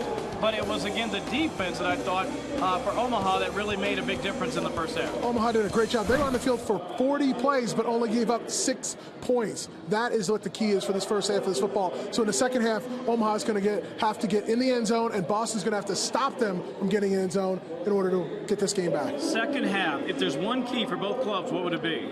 I think put the ball in the end zone. I mean, that's what football is ultimately about. I think for Boston, they have to find a way. 4th and 1, they were on their 1-yard line, and they couldn't punch it in. They're going to have to find a way to pick up those short yards. And we'll see if Omaha can keep it going offensively. They were terrific in that first half. Quick break, second half coming up. Look forward, that is, to the second half of play here in the FXFL Game of the Week. Kevin Cork and former All-Pro Keith Sims with you. Harry Chickman joining us from the sideline throughout the contest in this one.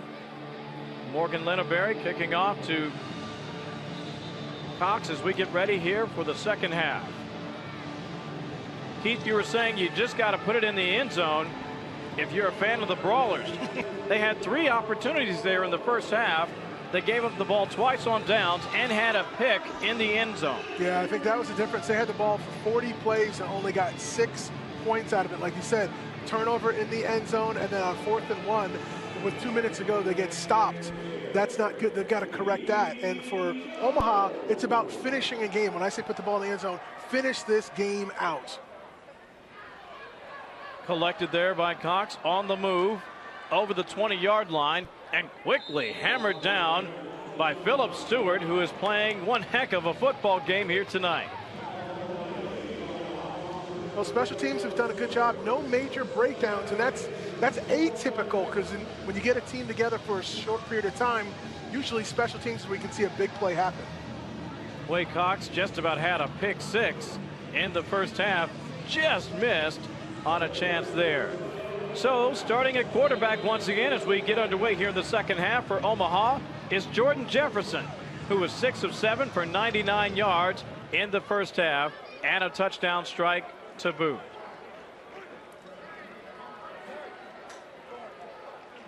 Single back in the backfield. Omaha in the dark blue, moving left to right. Perkins nowhere to run and nowhere to hide, as this time the Brawler defense is right there. You saw Christian standing in the way to make the tackle. Well, with Boston being down by 2 scores, I think they're going to have to take some chances here early on to try to get the ball back for their offense. Strong play there by Quandon Christian.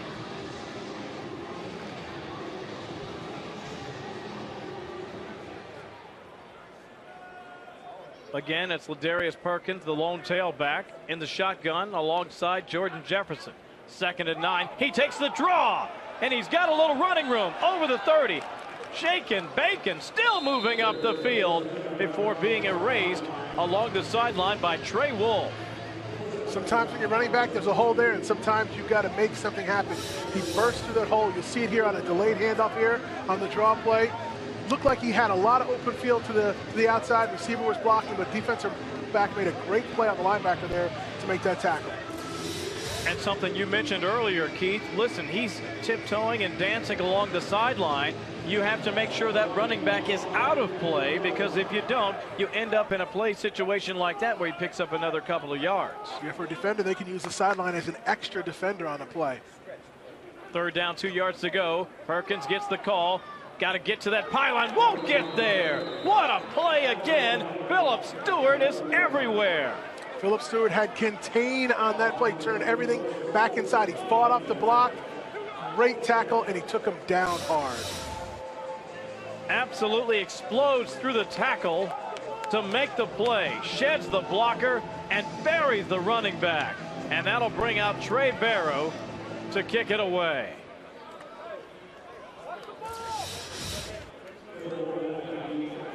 So Stewart is starring here tonight.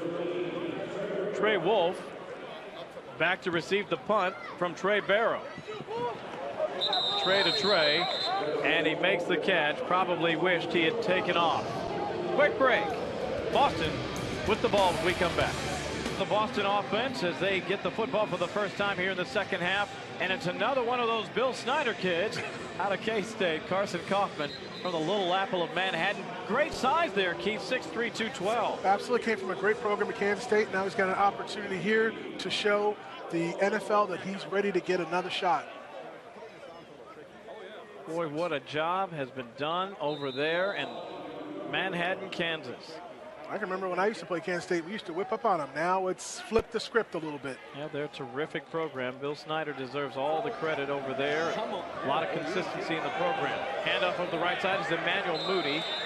He will barely get back to the line of scrimmage before he is met by Cox and Rowe. Well, that was a sweep, and it was a great job by the defense there, really holding their leverage to the sideline and forcing the running back to run east and west instead of north and south. Not a lot there. In fact, we're going to say no gain. Second down.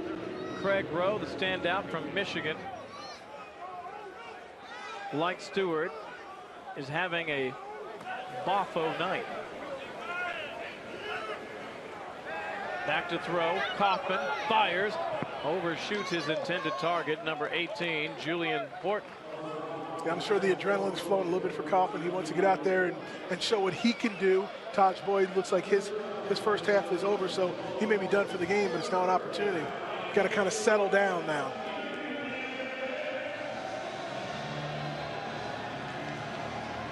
So he takes a look there, Keith, at his wrist, checking the plays. 15 on the snap count. Play clock down to 10 now. Still trying to get the play going here. Clock coming down. 5 seconds. Kaufman needs to call it. Snap the ball, and they don't quite get it snapped in time as the penalty marker flies. Offense number 31, 5-yard penalty, third down. I take my hat off to 31 on that play because he leaned forward, then he took 2 steps forward and tried to reset like he was about to go in motion, but they caught him with the flag.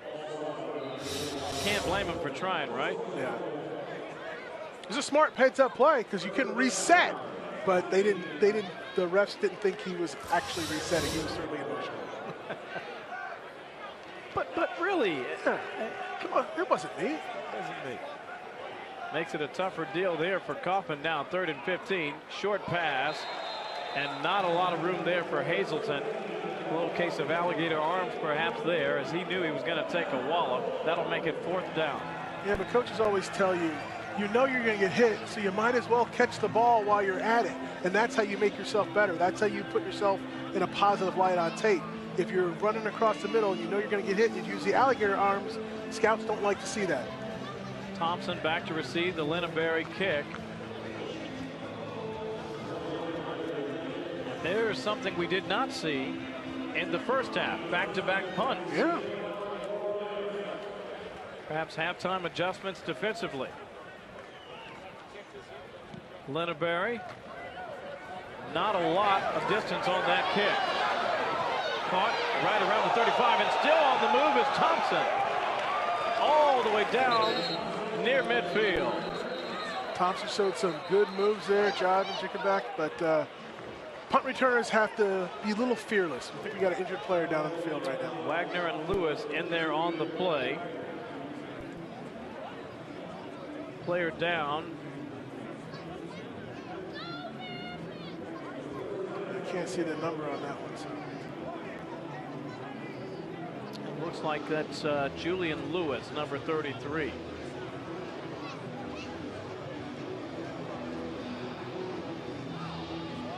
That's the one thing we don't want to see from any player in this league. You know, you don't want anybody to get hurt while they're out here giving their all. Injuries are part of the game. Sometimes there's nothing you can do about it, but you hate to see one of these guys who's fighting so hard just to get noticed and get a second chance to be hurt. So as they attend to Lewis, we look forward to not just the rest of this game, but the rest of the season. You and I had a chance to chat earlier about the coaches on both of these squads, and in fact, coaches all around the league. Why do it? A lot of these guys have a lot of experience, Keith, and quite frankly, many of them are accomplished either professionally or at the collegiate level. In your experience, why come out and do this? Well, I think there's two separate groups here. You got the coaches that are coaching tonight, Sandy Buddha and Terry Shea, and their resumes are impeccable. I mean, they've coached at all different levels. They've coached Pro Bowlers, they've coached in college. And I think they just love to coach. And when you find coaches that love to coach, they'll coach. You give them any opportunity, they're going to be out here because their desire is to take a young man who wants to get better and take that potential inside of him and help him realize that. I had a coach like that in Don Shula. He looked at you in the eye, talked to you about what your potential was, and when you agreed that was your potential, that's the standard he would hold you to each and every day in practice and each and every game on Sunday. Let's send it down to the sideline and check in with Harry Chickma and get some information. Harry? Well, we're here on the Boston Brawlers sideline. The rain's starting to fall just a little bit in Omaha, and I had a chance to speak with a few of the players on the Brawlers, and they said that Coach Terry Shea gave a very intense and personal message during halftime. His speech was definitely very heartfelt. He said you have to raise the momentum, raise the intensity, so to speak, because right now Omaha is taking it to them. So Boston, it's all about intensity, it's all about focus, and Coach Terry Shea thinks that if they can do that, they will turn the tide, and that is the motto right now for the Brawlers after halftime. Thank you, Harry. And Harry, we have certainly seen increased intensity, certainly defensively, for the Brawlers. Meanwhile, we're watching Julian Lewis, defensive back. They're trying to stabilize the right leg. You see the temporary cast on it. It could be a number of different things. I don't want to speculate. Could be a calf, could be an ankle. But what you're seeing right now, and this is what I love about this league and athletes and football players in general, both teams are coming to the middle of the field to check on this injured player, to give him their well wishes, to pray with them, whatever it may be. They're competing their tails off the entire game, and they still got a whole second half here to play, but they're concerned about their teammate. This is what this league's about. Everybody's competing against one another, but they're truly happy for one another, whoever gets that next opportunity. So we'll check on the injury and see if we get more information. We certainly hope that the young man is okay. Fighting hard, as you just heard Keith say. Gets a thumbs up as he is attended to by the medical staff.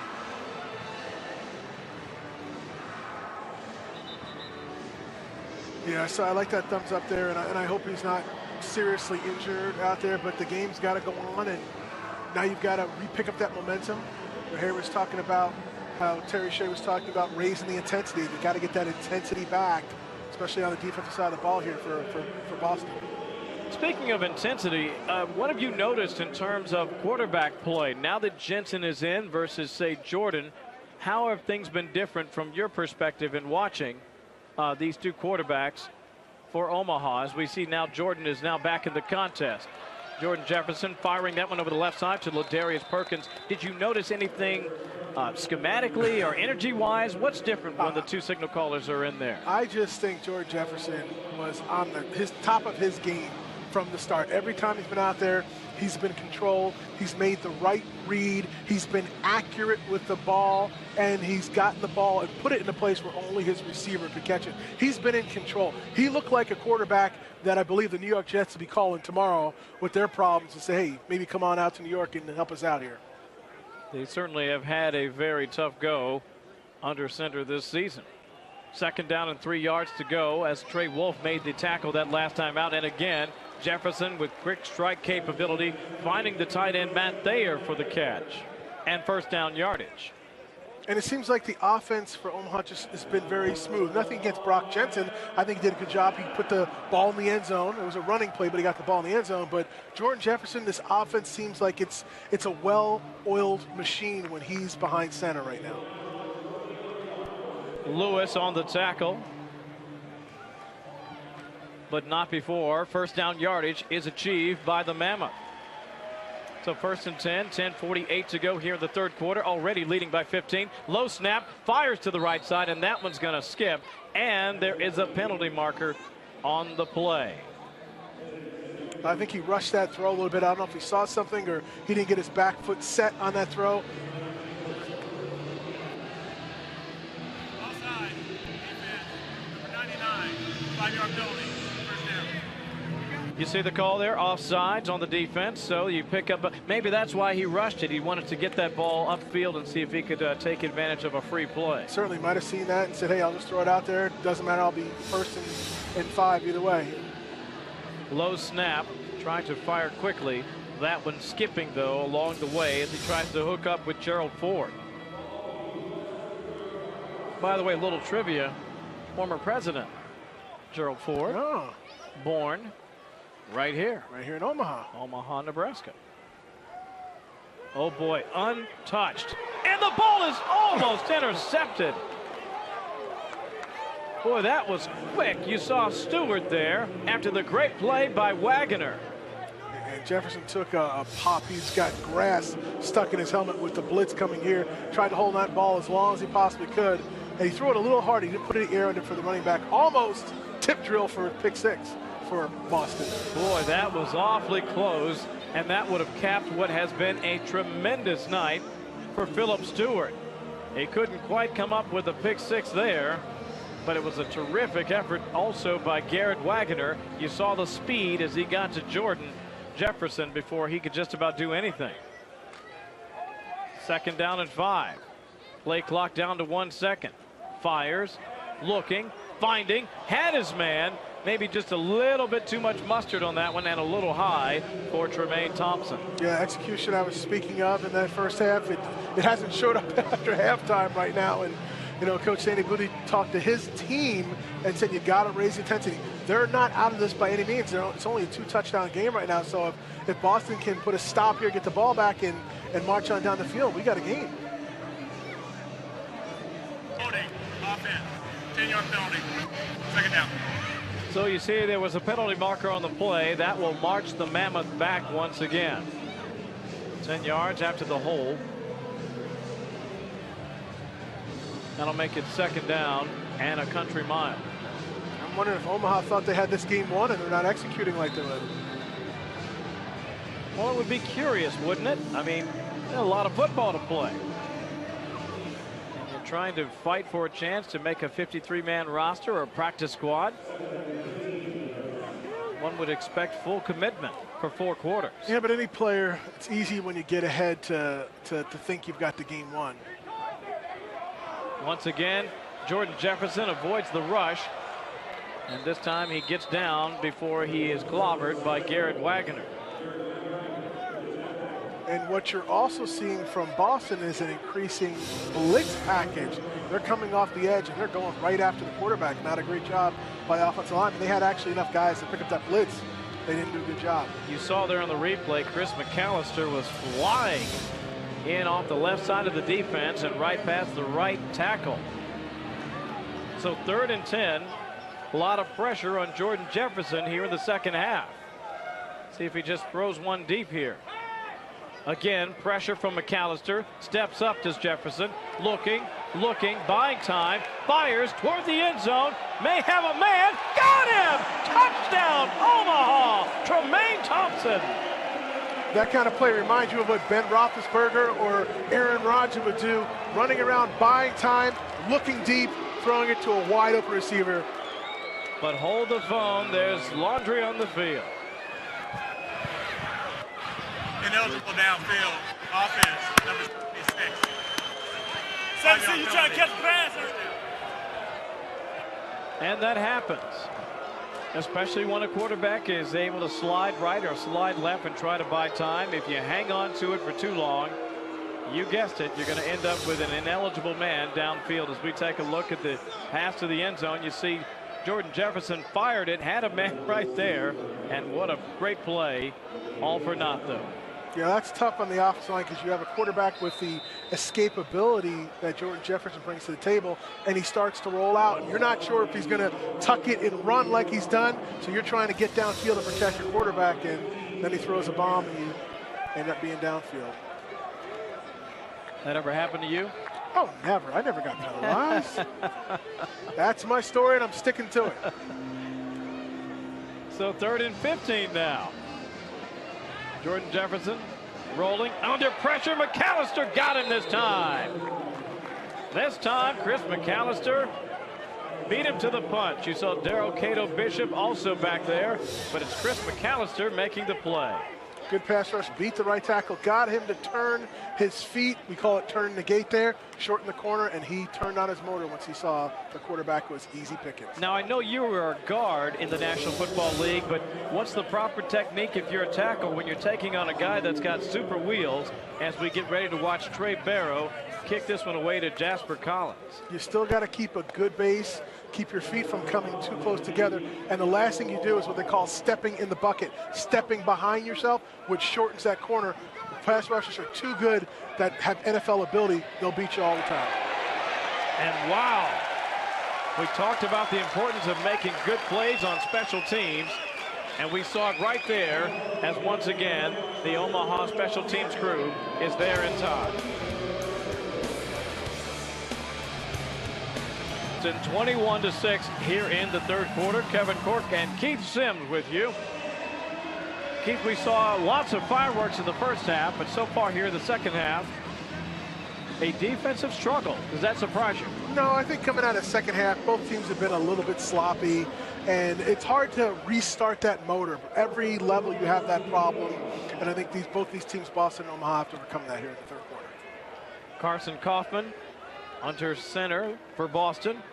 Handoff to Hippolyte. And again, good solid defense by Omaha. You see Lewis leading the charge, 2nd down. That's a good sweep to the left there, and I'm glad players will seem like a little more conscious on the sideline over there, not pushing somebody into the wall. 7:50 to play here in the 3rd quarter. What does Carson Kaufman need to do better to impress tonight? Well, I think he's got to be accurate. We saw him in the first drive. He was a little high in his passes right now. He's got to take control of his offense. It's tough.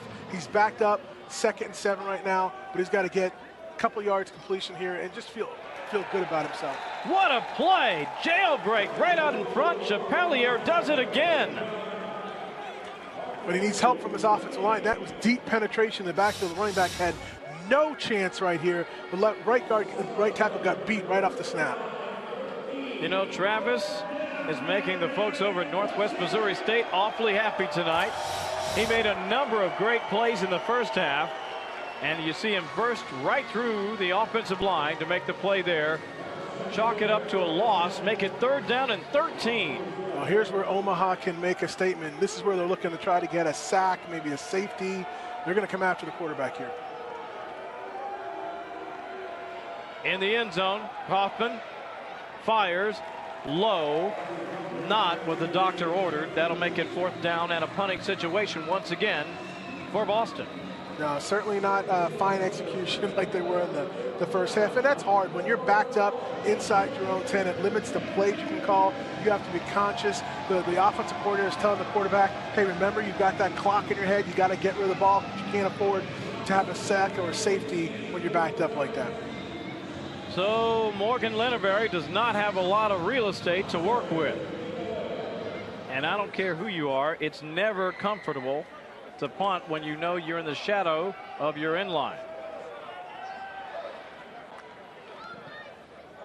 Not a great deal of hang time on that one, but plenty of distance. It's hauled in by Thompson right around the 40-yard line. Makes one move, but will not escape the special teams play of the Brawlers.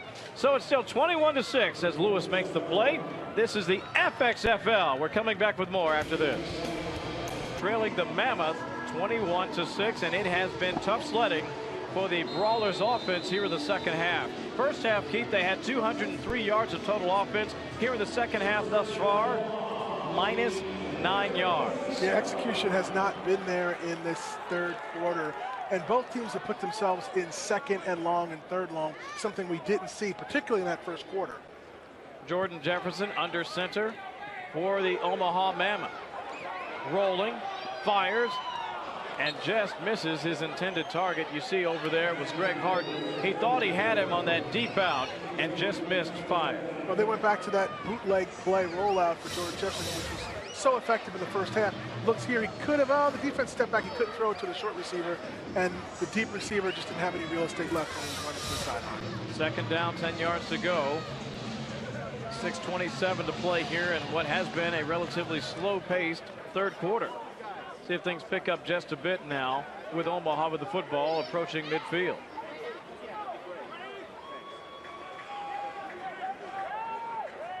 Shotgun formation, twins right, single coverage up top, and that one is a short strike and a rare catch. In fact, the first catch of the night for Ernst Brunn.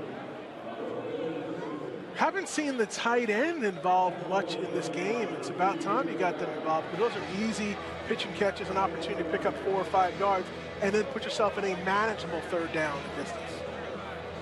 You're right about that. First catch of the evening for Brunn. But there was a penalty marker on the play on the defense, 5-yard penalty. And that will actually help this Mammoth offense. So they pick up 5 the easy way. I'll take it. I'm sure they'll take it as well. Absolutely.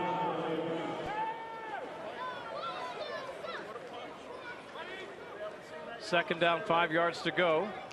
Jordan Jefferson, shotgun formation. 2 wideouts to the top of the screen, and it's a completion and first down yardage as Darrell Walker hauls in that one. Walker had that great touchdown catch in the first half, and I'm sure a lot of people will see that highlight and think, boy, he just ran by the defense. But that sometimes happens if you think you have help, Keith, and you don't. Well, that's communication, whether it be on the offensive line or in that case, it was in a defensive backfield. That's one of those things that can fall by the cracks when you only have a short period of time. You're relying on your safeties as your corner, and you're up in press, and you release that receiver to get over the top. You think that's his responsibility. He might be in the center field. Receivers wide open. If the quarterback sees him, it's 6 points. Walker, former Aggie, draw. And it's Ladarius Perkins on the carry. Cato Bishop with the stop. 5:10 to play here in the third quarter. Harry Checkma is on the sideline. Thank you very much, gentlemen. Here with the general manager of the Boston Brawlers, Corey Bachman, and you get to go home to Boston finally after being here in Omaha for 2 weeks. How are you feeling to finally get back to New England and train there? I think the guys are really excited to get back to New England. I mean, we got 3 weeks there. We spent a lot of time here. We gotten a little bit of on a roll and repetitive. We got a good schedule down, but getting back to Boston, where we know that's where our home's going to be, it's going to be imperative to be having a successful season. Taj Boyd played very well to start the night, but right now you're sort of struggling just a little bit. What's it going to take to make a comeback here? Just keeping the pace on offense. I mean, we got to keep that tempo. Our offensive line has got to be what our offensive line's been the last 2 weeks in training camp and practice. And I mean, that's kind of the anchor to our offense. When they're good, we're good. So that's what we need to start out working on right now. Well, have a great trip to Boston tomorrow, and best of luck tonight. Thank you. Back to you guys. Harry Checkma, thank you. And I think that was an excellent observation. Listen, when they're actually moving with tempo and pace, they play better. They did that early in the contest in racking up that first touchdown drive, but since then it's been all goose eggs for the Brawlers. But they have played well defensively here on a 3rd and 10, applying the pressure on Jordan Jefferson, who fires downfield with a touchdown. He did it again, Greg Harden. That was just like the other play where he created something with his legs. He kept his eyes downfield, and that is a #1 skill set NFL quarterbacks have to have. Even when you feel pressure and you want to escape, you have to keep your eyes downfield, because receivers learn when they see a quarterback scrambling to turn and run deep. Sometimes the quarterback will throw his arm if they tell him to go deep, or the receiver will just see it, and it's an easy touchdown pass. 43 yards on the hookup with Greg Harden. As once again, Jordan Jefferson buys time, puts the ball on a rope and on the money. 27-6. The Mammoth stretch the lead. Omaha certainly awake after that dazzling play by Jordan Jefferson. He's been the MVP of this game to this point. Trey Barrow on for the point after attempt, and this time he's wide right. So, again, with the extra point set up at the 25-yard line, what sort of looks like a 35-yarder is no good. 43 yards on that touchdown strike, 5 plays, 53 yards on the drive itself, a drive that took just under 2 minutes, 1:55 to be exact. Well, I'm sure Boston feels better about their missed extra point. At least they were in the dirt right there. Omaha was all grass. That's making a difference, that little rule change. I think it's something that all leagues will take a look at as they move forward. Now, I'm curious about the defensive back on this play. I know you're never supposed to quit on a play, but when you have a quarterback who can buy time, and you mentioned it, Ben Roethlisberger used to do this all the time. Oh, absolutely. Slide right, slide left, make a living on it, and then as a DB, you're thinking, I have to come up and make that play. Uh-oh, wait a minute. Guy got behind me. It's one of those things that's it's impossible to cover receivers of this caliber for that long period of time. So you're running all over the field, and you get toward the sideline, and they've got a three-way go, and if the quarterback's scrambling, you've got to make a decision. Do I run deep? Do I run short? Do I run toward the quarterback? And that time he guessed wrong, and the quarterback had enough time and enough accuracy. Think about how he scrambled to his right and he was running, and he delivered that ball perfectly in stride. That's how accurate Jordan Jefferson has been for the most part of this game. Selden back to receive the Trey Barrow kick. Barrow hammers this one. It's collected at around the 10-yard line, and Selden is cruising over the 30, down right around the 35-yard line. And, well, would you believe Highsmith once again is in on the play. He has been all over the field all game long. Special teams, again, has been steady. Besides the missed extra points, they've done their job so far this game. Go ahead, Zoe. It's all about the you. It's all about the kickers. That's it. Jefferson, by the way, tonight, 10 of 15 passing, 159 yards, and 2 touchdown strikes. That would qualify as a great evening by any stretch of the imagination. Meanwhile, Carson Kaufman just trying to get untracked here for the Brawlers offense. Ball at the 35-yard line. His club trailing by 3 touchdowns. Fires this one over the middle. Complete. Brandon Ford hauling it in for the first catch for Brandon tonight. Yeah, they're seeing to find the tight ends here, both teams in the second half, and that's an easy pitch and catch for the quarterback. He can see the tight end pretty visually right over the ball. He gives him a good target, and the linebacker almost tipped that. Great catch by Ford. You made the great call there. Dreiling saw the tight end stop and pivot, and he reached out for it, but missed it by that much, 99. And so it ends up being a completion to Brandon Ford for his first completion of the night. And the first completion, by the way, for Carson Kaufman. Kaufman under pressure again, fires, hit down low, lets it fly, intended for Brandon Ford. This time he overshot Brandon. Yeah, that's not Carson's fault there. Like you said, he was hit down low. He wasn't able to step and throw it. Those kind of throws, when you're hit low, are dangerous. That ball can sail on you or hang on you, and it could be an easy interception for the defense. So another long yardage situation for the Brawlers. And when it's 2nd and 10, you've got to look at it. You've got 2 downs. You don't have to get it all in this 1 down. Looks like a handoff. That is the case. Quickly, it's Emmanuel Moody swarmed under as that Mammoth defense is there to make the play. A lot of people in on that one, but it's Dreiling first to the point of attack. One of the best friends of a quarterback that's not on the top of his game is a solid running game, and Carson has not had that to this point.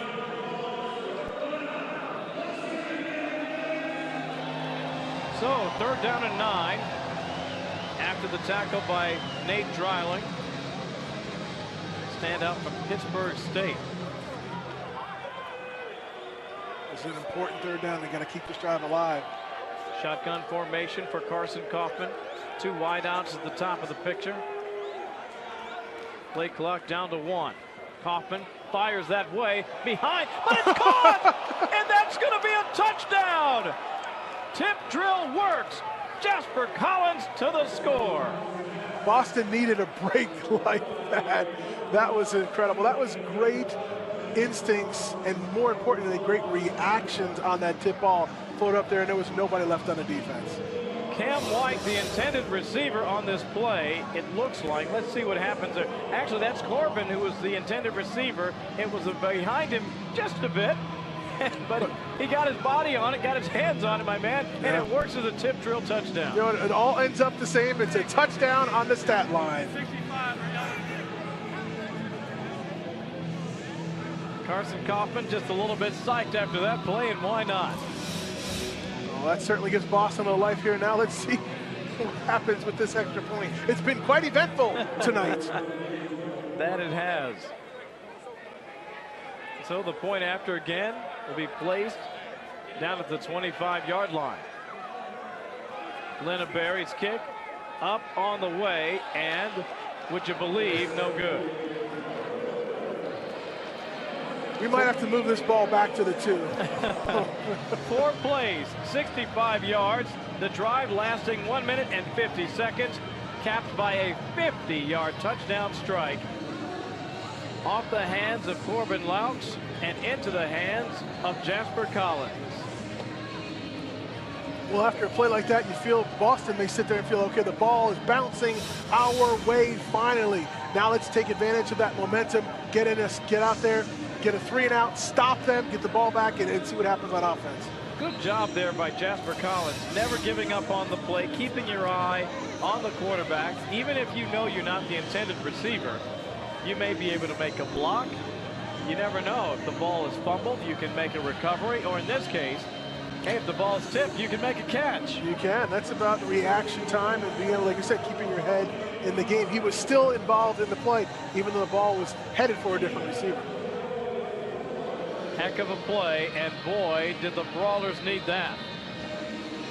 Thompson, meanwhile, back to receive the kick from Linnaberry.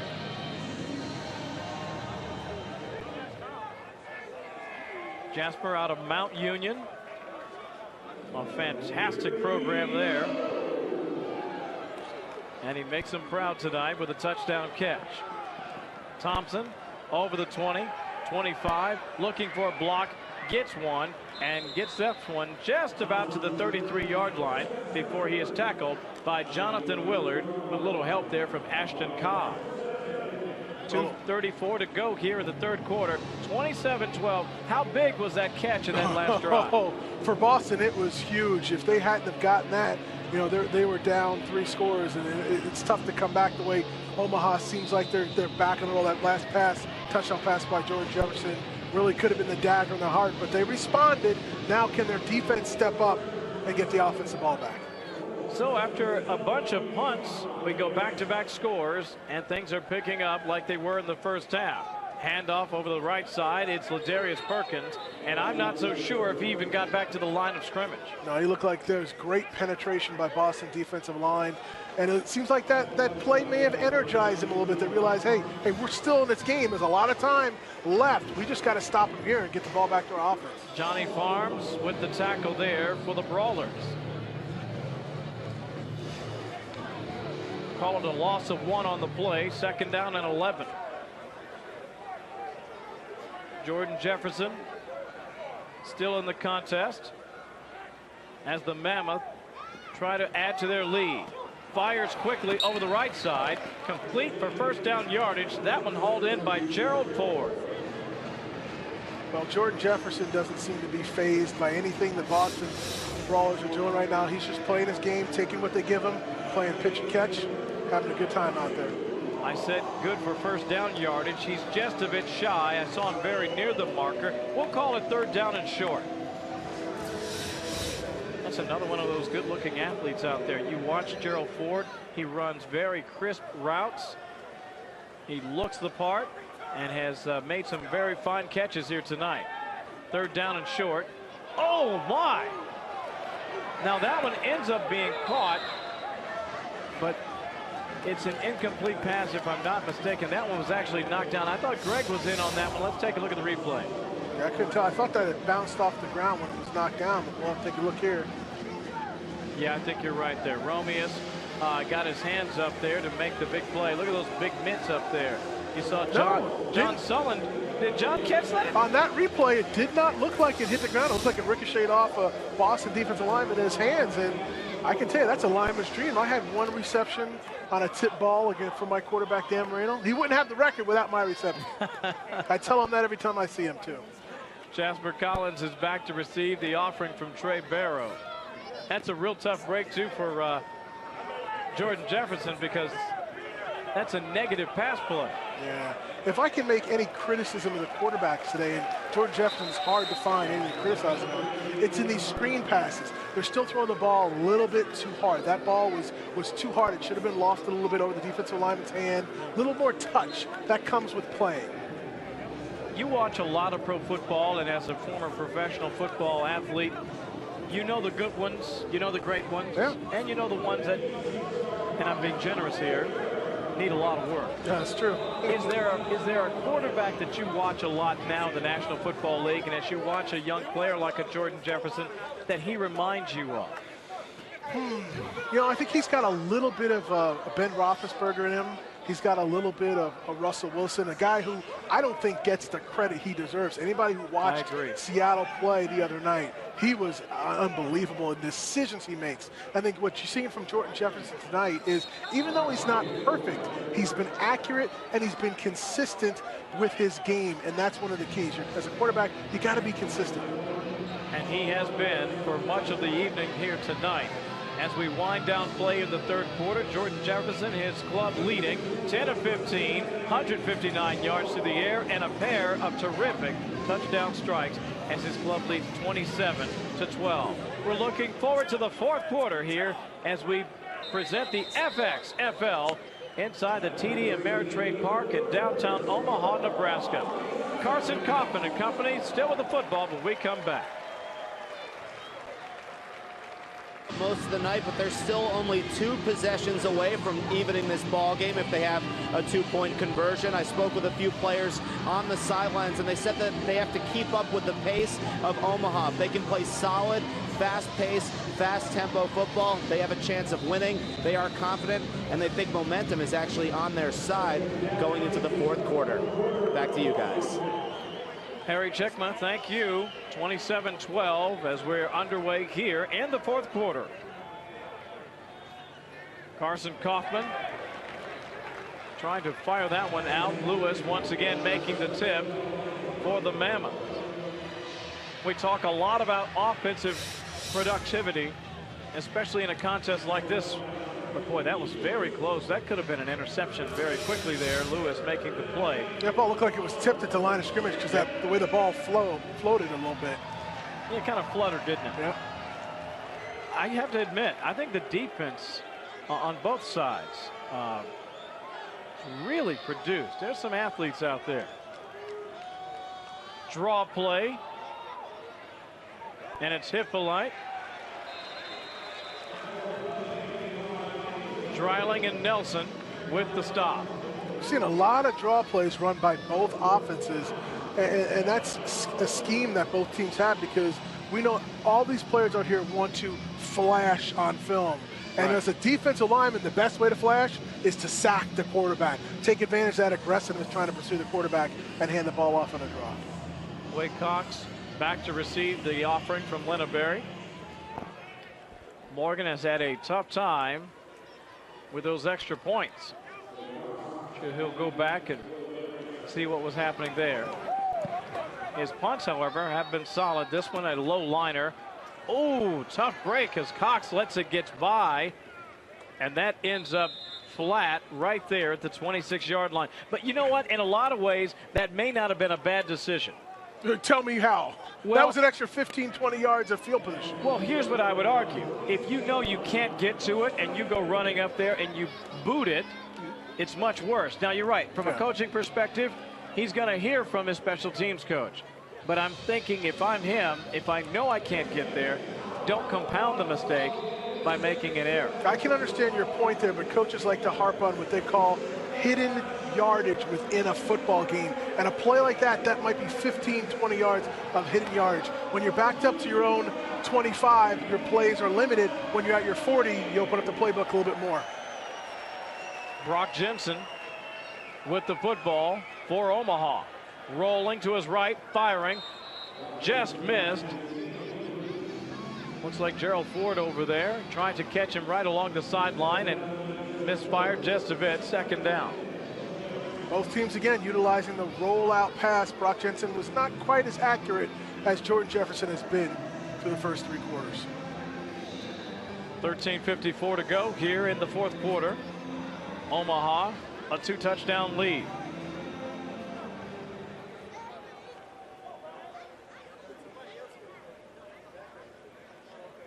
Jensen, single back, wideouts right and left. Handoff here. And once again, very, very good defense up front as they meet Ladarius Perkins. Cato Bishop once again at the point of attack. Darrell is having a fantastic second half as well. Certainly is, and right now you look at this Boston defense, they've really got to step up the clock. It's still 13 minutes to go in the game, but it's starting to become an extra enemy of this Boston team. They need to get Omaha off the field and come up with a big stop here on third down. Third down, 7 yards to go, just shy of the Mammoth 30-yard line. Call it the 29. Play clock down to 5 seconds. Jensen needs it quickly. 2 seconds. 1. They get the play off in time. Pressure coming. Fires to the right side. Has a man. Great catch. Darrell Walker on the move. Impressive play there. I don't think it was a great pass. That's where your receiver goes up, high points the ball, makes a play for your quarterback that's been struggling a little bit, but that moves the chains. Boy, did he climb the ladder to go get that one. You saw the defender back there trying to make the play. No chance to get to it, as once again, Darrell Walker, who has a touchdown catch in this one, comes up with a huge play. And how about the yak? The yards after the catch, he adds another maybe 10 yards. That is fantastic job done once again by Darrell Walker. Receiving corps has been making plays for their quarterbacks, whether it's Jensen or Jefferson, all night long. A lot of people talked a lot about Mike Evans over there at A&M, but Walker looks like he may have been a hidden gem with the Aggies. Wide open, touchdown! Touchdown, Tremaine Thompson. Brock Jensen quickly moves his team down the field, make it 33-12 Omaha. That has to be the third or fourth long pass completion that Omaha has done tonight. I know Boston is pressing a little bit, and you've got to play within yourself and scheme. If you don't, sometimes players try to do something extra, and they leave a man wide open. 7 points. Boy, was he wide open indeed. You saw Brock Jensen square up, had his man, and big time cheers for that young man. He even had his tight end open short on that play. He could have dumped the ball, but he saw him open the end zone. He was making that throw. So we'll see what Trey Barrow can do with this point after. He missed one his last time up. He will not miss this one. 34-12. Omaha extends the lead, and the crowd is loving it. We're back with more after a very quick timeout. 4 plays, 74 yards, and another score.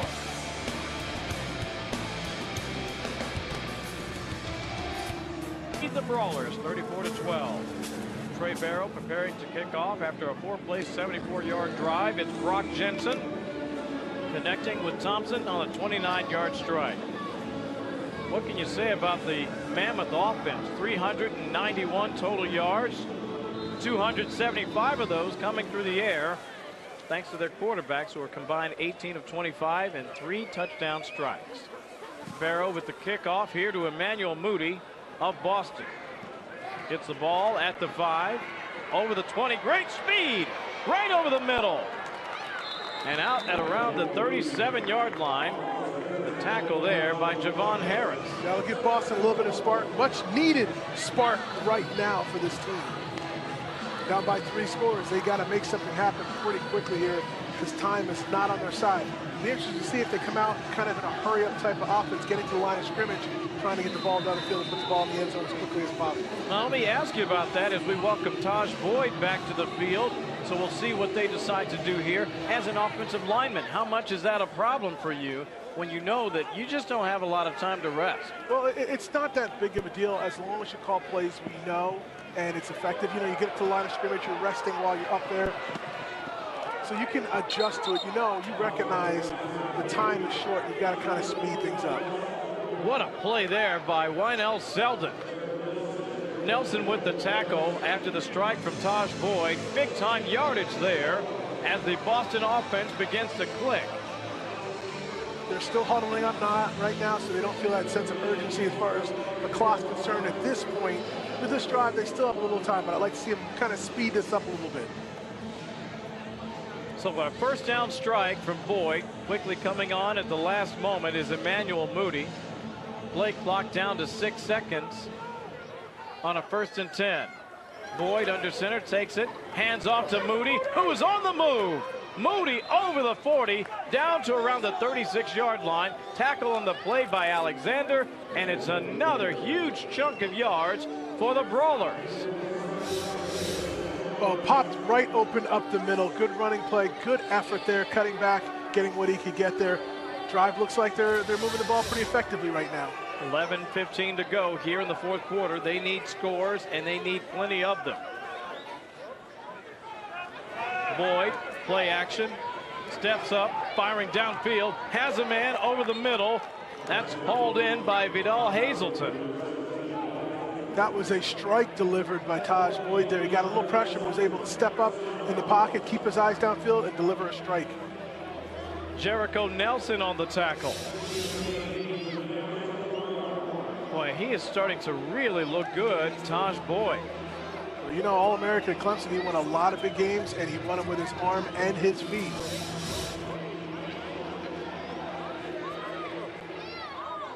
A lot of people in New York hoping he turns out to be one heck of a player. Fakes the double reverse, fires to the end zone, has a man, and just missed Wynell Selden. Yeah, just out of the stretched hands of the fullback there. Not normally a receiver, so if it was a little bit bigger receiver, it might have been a completion there. Look at that replay. It was awfully close. Yeah, it's hard to grab with one hand. You're not grabbing a towel. You're trying to grab a football. Yep. 2nd down, 10 yards to go. Good effort there by Selden, who's been a workhorse tonight for the Brawler offense. This is important. They've got to find a way, Boston, to put this in the end zone. They're down by 3 scores plus an extra point. Play clock down to 5 seconds. Boyd fires quickly. Corbin with the catch. And Laux is still on the move. Inside the 10. Hamilton with the play to stop him from scoring. You see every NFL team run that quick screen. 2 receivers to one side, 1 receiver blocks, throw the ball out there, hope the safety has to make a tackle and miss. Laux hauling that one in, and you know, I think it's fair to point out he got terrific blocking downfield by Vidal Hazelton. 1st down, goal to go. Boston's been here before, but they haven't been able to punch it in every time. See what happens this time. They've been stopped on downs. They also had an interception in the end zone. Running hard, but not a lot of room is Hippolyte. I think he lost yardage there. He's screaming to the refs. He got face mask, but no flag on the field. Chaplier once again with a tackle. See if he makes a good point here. He thought it was horse-collared. I'm not so sure that was a face mask. He was screaming for the face mask as well, and he didn't get either of those. It was a good tackle. That was a clean tackle. Good play. Boston's been able to move the ball between the 20s, but they get inside the 10, and they struggle tonight. Can't say enough about the job done by Travis. Boy, he has just been terrific. Big-time motor. Back to throw. Boyd firing to the end zone. Has his man. Wynell Selden. Touchdown. Redemption. Got a second opportunity at that. He wasn't dropping that pass.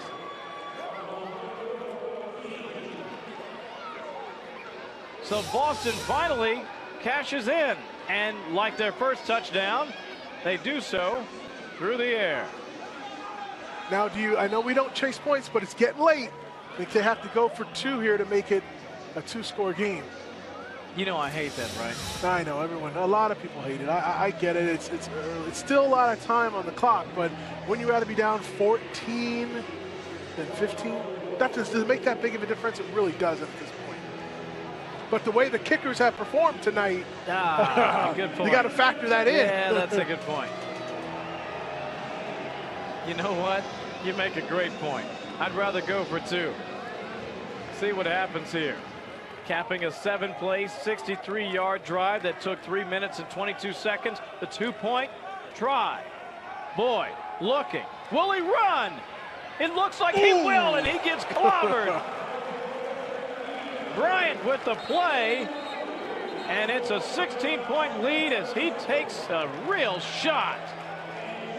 That was I'm going to have to call it on the sideline and give him my naked bootleg play. They got to run it. It's there. Yeah, let's not do that again.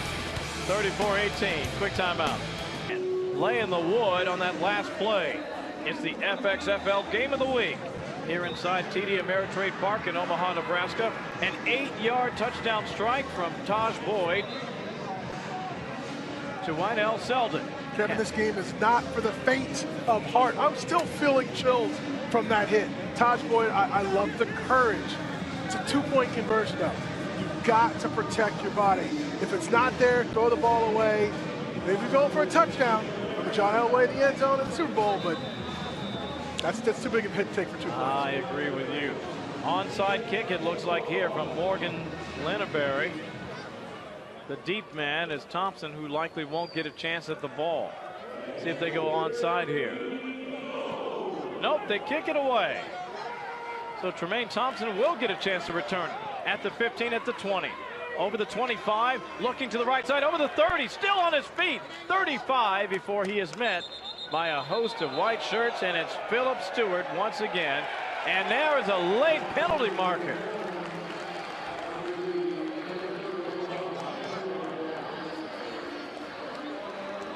That might be unnecessary roughness. He kind of pile drove him to the ground after his momentum, his forward progress was stopped. And that's just to protect players. Got to be smarter than that. I know Boston is trying to change the attitude. After the play, personal foul, unnecessary roughness. 15-yard penalty, first down.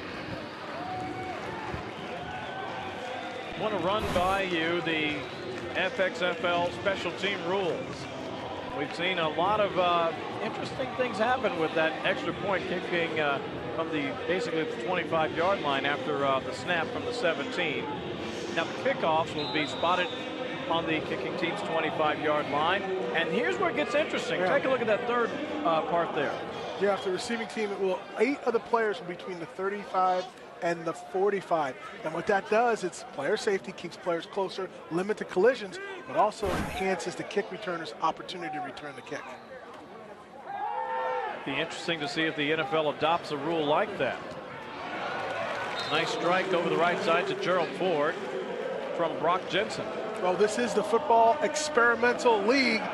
Can afford to do those kind of things, and maybe this league can lead the way in changes, like you said, ultimately take up to the NFL. I like the idea. What do you think of it so far? I think it's great. I think it's an opportunity. You know, when you're playing the game and you have a dynamic player who's a returner, it's a skill set. It's a special skill set. And if you have a Devin Hester type, what the NFL has done is taken that player away. He's on my fantasy football team, by the way. So when you take away that skill set, I think this rule brings that back into the game safely. Boy, I see something to watch. I love that guy. As a player, he's just spectacular. Right side, Ladarius Perkins. Not much. As Cannon Smith makes a tackle. Well, you see, Omaha, to me, is purposely, they know the clock is their friend right now. They're taking their time. They're running the football. They're trying to pick up first downs, but they're not in a hurry. Boston has got to be in a hurry right now. See what Brock Jensen can do. Second down at 11. His counterpart, Jordan Jefferson, had a sensational evening. Jensen, fresh off a touchdown drive. Play clock down to 2. Barely gets it off in time. Looking, firing. That ball looks like it's caught by Gerald Ford. Did he get his hands beneath it? Looks like they're calling a catch, and that's a tough one. The quarterback double clutch there. He was able to still get the ball out in time, but he threw it low. The receiver dug his hands beneath the ball. Great skill that they're teaching. Looks like Jensen's still working on the speed of his reads. Yeah, I think that's, I saw him in the Dolphin camp this year, and the Miami Dolphins actually liked him a lot. He came on, and when we had an injury to Matt Moore, the backup quarterback to Ryan Tannehill, it was just a numbers game, unfortunately. A lot of NFL teams are going with only 2 quarterbacks, and they had to release him. They were very pleased with his performance. Given the lack of productivity in the quarterback position with the Dolphins, he might get another look. There's another strike to Gerald Ford, and those 2 men are making it look easy against this brawler defense. Just Omaha offense, to me, has been on the top of their game. They've had some lulls, and that happens with every offensive football team. But what I've seen out of both quarterbacks, Jensen and Jefferson, is the fact that they've gone from their first receiver to their second, and sometimes to even their third. They haven't panicked in the pocket. They've kind of let the game come to them.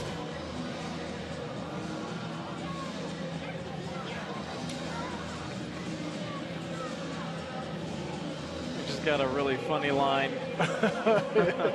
Why aren't we hearing them yell Omaha like Peyton Manning with the Denver Broncos? I haven't seen too much checking at the line of scrimmage, Play action, rolling to his left, has a man. Touchdown! Touchdown Omaha! It's Brock Jensen to Matt Thayer. 40-18. That might be the proverbial nail in the coffin Omaha has delivered to Boston right now. I don't know if there's enough time for them to come back, and the way Omaha is playing, they're doing a great job on these bootlegs. Their receivers are running wide open all the time. That's something Boston is really going to have to work on next week. Go back to the defensive strategy and how to pick up receivers crossing when the quarterback bootlegs. 9-yard touchdown strike to the tight end Matt Thayer, capping a 5-play, 50-yard drive.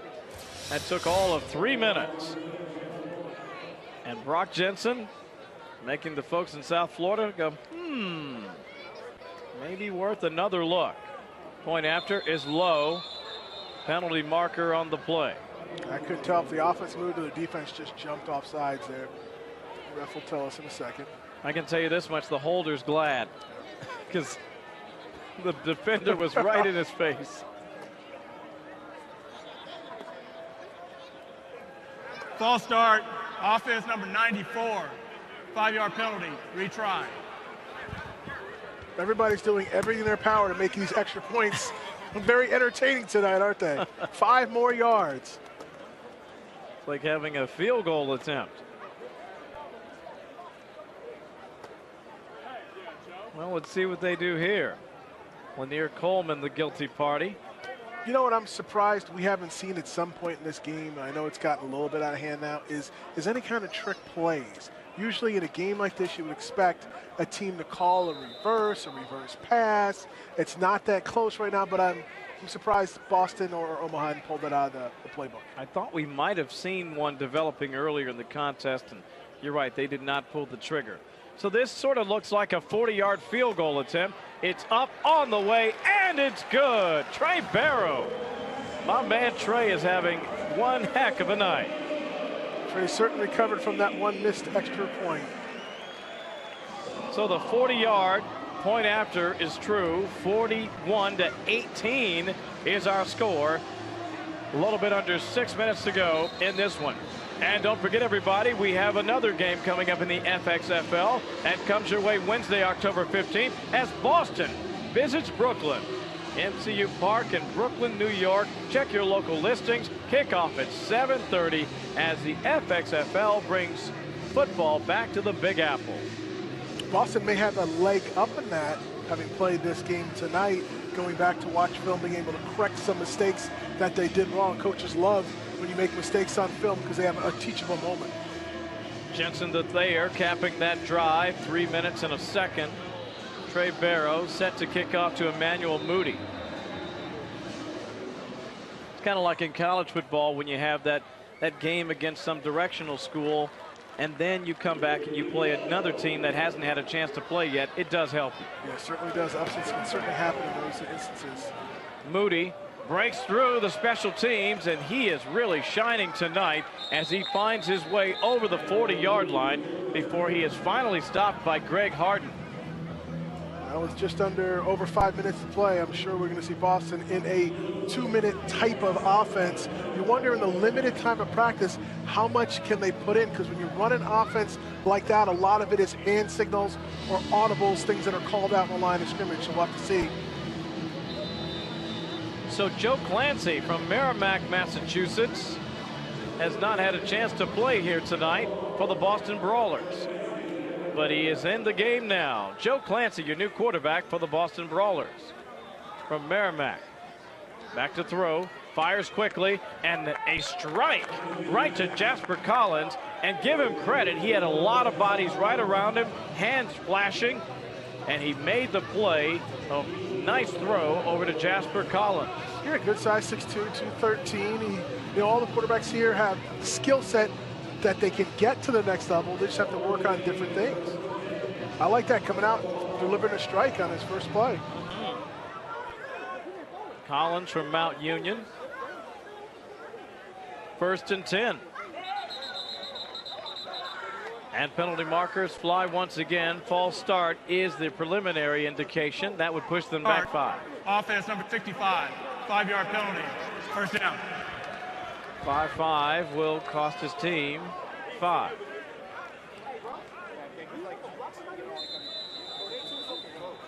He's just trying to be quick, and like you said, when you got that kind of body mass and a body in motion, stays in motion. That's it. 7 penalties now for Boston, 58 yards.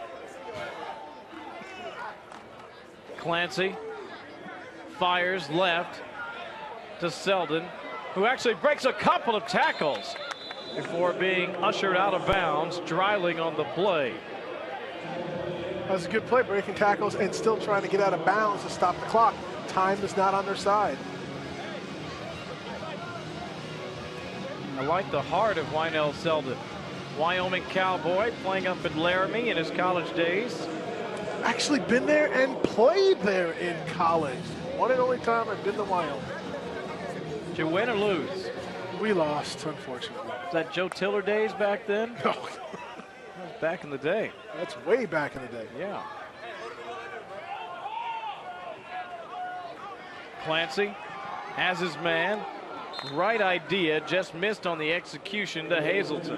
Clancy, I like that. That's probably the first back shoulder type throw I've seen all night today. Yeah. That is a skill set that's become so popular in the NFL with the coverage being so tight with receivers. You got to be able to throw back shoulder, let the receiver stop and fall back and catch that ball. I like what I'm seeing so far from Joe Clancy.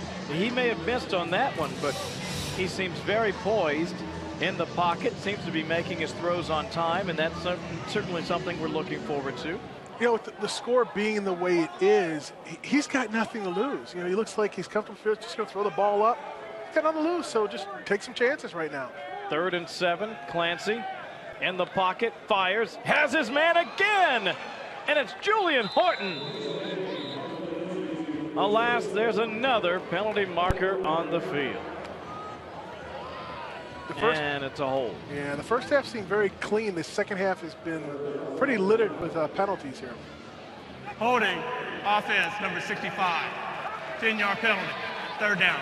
Randy Richards, the guilty party. That will push them back 10 yards and make it 3rd down again.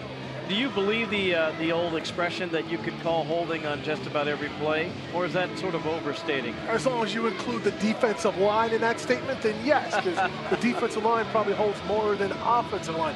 Anytime you double team, try to get to that second level, they're grabbing hold of your pads or your jersey, trying to keep the linebackers clean. Because they know if they can keep those linebackers clean, they get all the glory and make the tackles. And the proper technique, get underneath here, under the arms, not outside. Got to stay in the framework of the body and not pull. They don't want to see a jersey leave the body. 3rd and a country mile. 17 is the distance for the 1st down. Clancy under pressure, fires over the middle. He tried to hook up there with Martin Hippolyte. and it falls to the turf, and it'll be a 4th down. And would you believe, my friend, another flag. Boy, laundry aplenty tonight.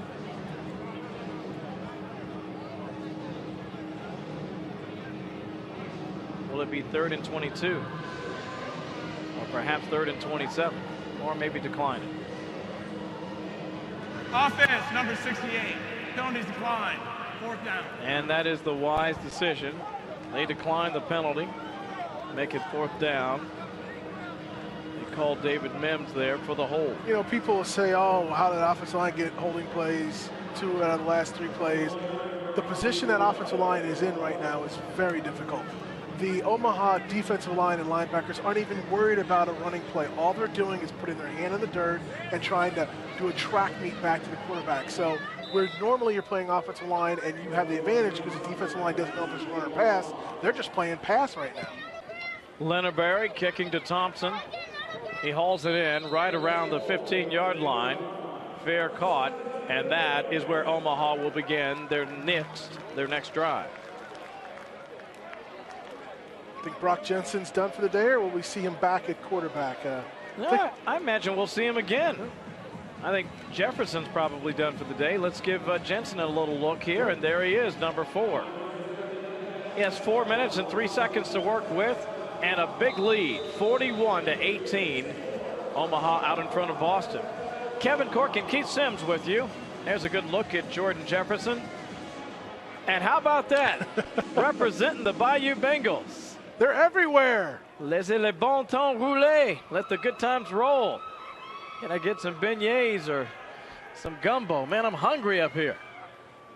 Talk a little Louisiana food anytime. Perkins fighting hard. A little shoving and pushing going on here. A little extracurricular activity. That's not necessary. The game is pretty much won. Omaha's just going to run probably 3 straight times. Take as much clock off or time off the clock, and punt. If they don't pick up 1st down, punt the ball back. Quick story: does it annoy you in training camp when there are all these fights and helmet grabbing, or are you just expected and you just deal with it? Boys will be boys, and during training camp, and these 2 teams have seen a lot of each other since this whole thing started. So you get tired of hitting the same guys, you get tired of the mouthing, and it's just life in the trenches, to be honest with you. 2nd down, 8 yards to go for Brock Jensen and the Mammoth offense. Hand off to the right side this time, and finding plenty of running room over there as well. Jericho Nelson, his first carry of the night.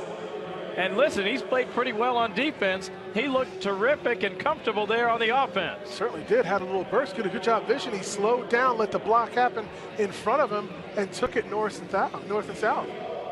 Romeus with the tackle. Greg having a big night. 1st down carry there for Jericho Nelson. Don't see that every day. Usually a standout on defense.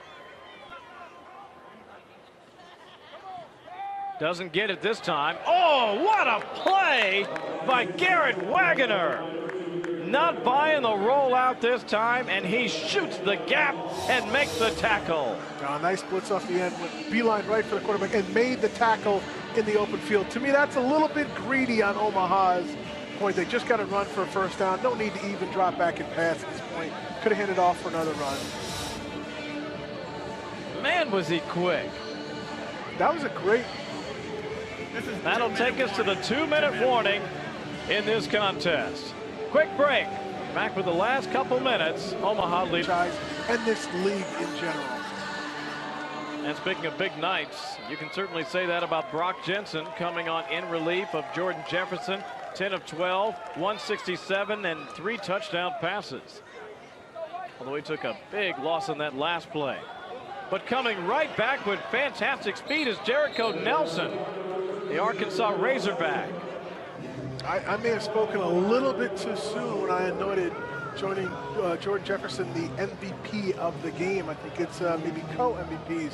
Both quarterbacks here for the Omaha team have been outstanding, done themselves well tonight as far as what they put on tape for every scout or any NFL team to see. You talk about having plenty of tape. Philip Stewart made the tackle there, and he's got a year's worth just on this contest tonight. 3rd down and 12. Nice pickup there by Jericho Nelson. Make it a more manageable carry here. And he's got it again. Now, he won't get the 1st down, but he does fight for tough yardage before being collected by Jonathan Willard. It'll be 4th down. I'm impressed. I don't know about you, but I didn't know necessarily what to expect out of both teams today. They only practiced for 2 weeks. I am really impressed with the Omaha's offensive execution. Both run and pass. The quarterbacks have been outstanding, and I'm not trying to take anything away from Todd Floyd. I think he's been great in his role. But certainly Omaha as an entire team, offense and defense and even special teams, really came to play tonight and performed well. Very well prepared indeed. The punt barely gets away. Jasper Collins back to receive it and immediately swarmed under by Lewis. Complete dominance. Boston was in it there right up until halftime. I think when they didn't get that 4th and 1 with 2 minutes to go, that really shifted the momentum of the game. It's been completely Omaha since then. I know Boston's got that 1 score in the 2nd half, but other than that, that to me was a defining moment of the game in the 1st half. When you're 1st and goal and you can't punch the ball in, and that happened twice, 2 interceptions as well, that really hurt that Boston team. I agree with you. Keith Lewis making the special teams tackle there out of Virginia Lynchburg. You know a little bit about Lynchburg, don't you? Yeah, actually I do. I have a daughter who attends University. Timeout, Omaha. First timeout. Timeout on the field here for Omaha. 1:02 to play in this one. 30-second timeout. Yeah, my daughter attends Liberty University. She actually came home last night for a long weekend. Had to pick her up at Miami Airport at 10:30. But I've been to Lynchburg. It's a beautiful city, beautiful, incredible university, and she's having a ball as a freshman up there. Nice football stadium too, as well. Yeah, that's where Keith Lewis played collegiately. Making a name for himself here tonight. Solid special teams play. So we've got a minute to go in this one. Obviously, Omaha will come away with the victory. If you had to sort of broad brush, give me your overall impressions here as we watch now the last minute or so of play. Looks like Joe Clancy under center there. He makes a nice completion over the middle to Emmanuel Moody. I thought Moody played well, but he just gave up the football there. Who's going to come up with it? Looks like the Brawlers got it back. When I think about this game and what I've seen, again, I'm impressed with the overall product. I think both teams played hard from start to finish. You had outstanding quarterback play from both teams. Yeah. Some receivers doing a great job making, turn their numbers back to the quarterback, catching the ball. Everything wasn't perfect, but I think to me, it's an outstanding product. You see a bunch of guys who recognize this is a developmental league, an opportunity to put forth a great effort on tape. And anybody looking at tape from this game will see tremendous effort from every single player that stepped on that field tonight. 10 seconds left in this one. Perhaps the last play for the Boston Brawlers. Complete over the middle. Corbin Laux, who did have a solid effort tonight throughout. 1 second left. Hartman makes the tackle, and that is going to do it.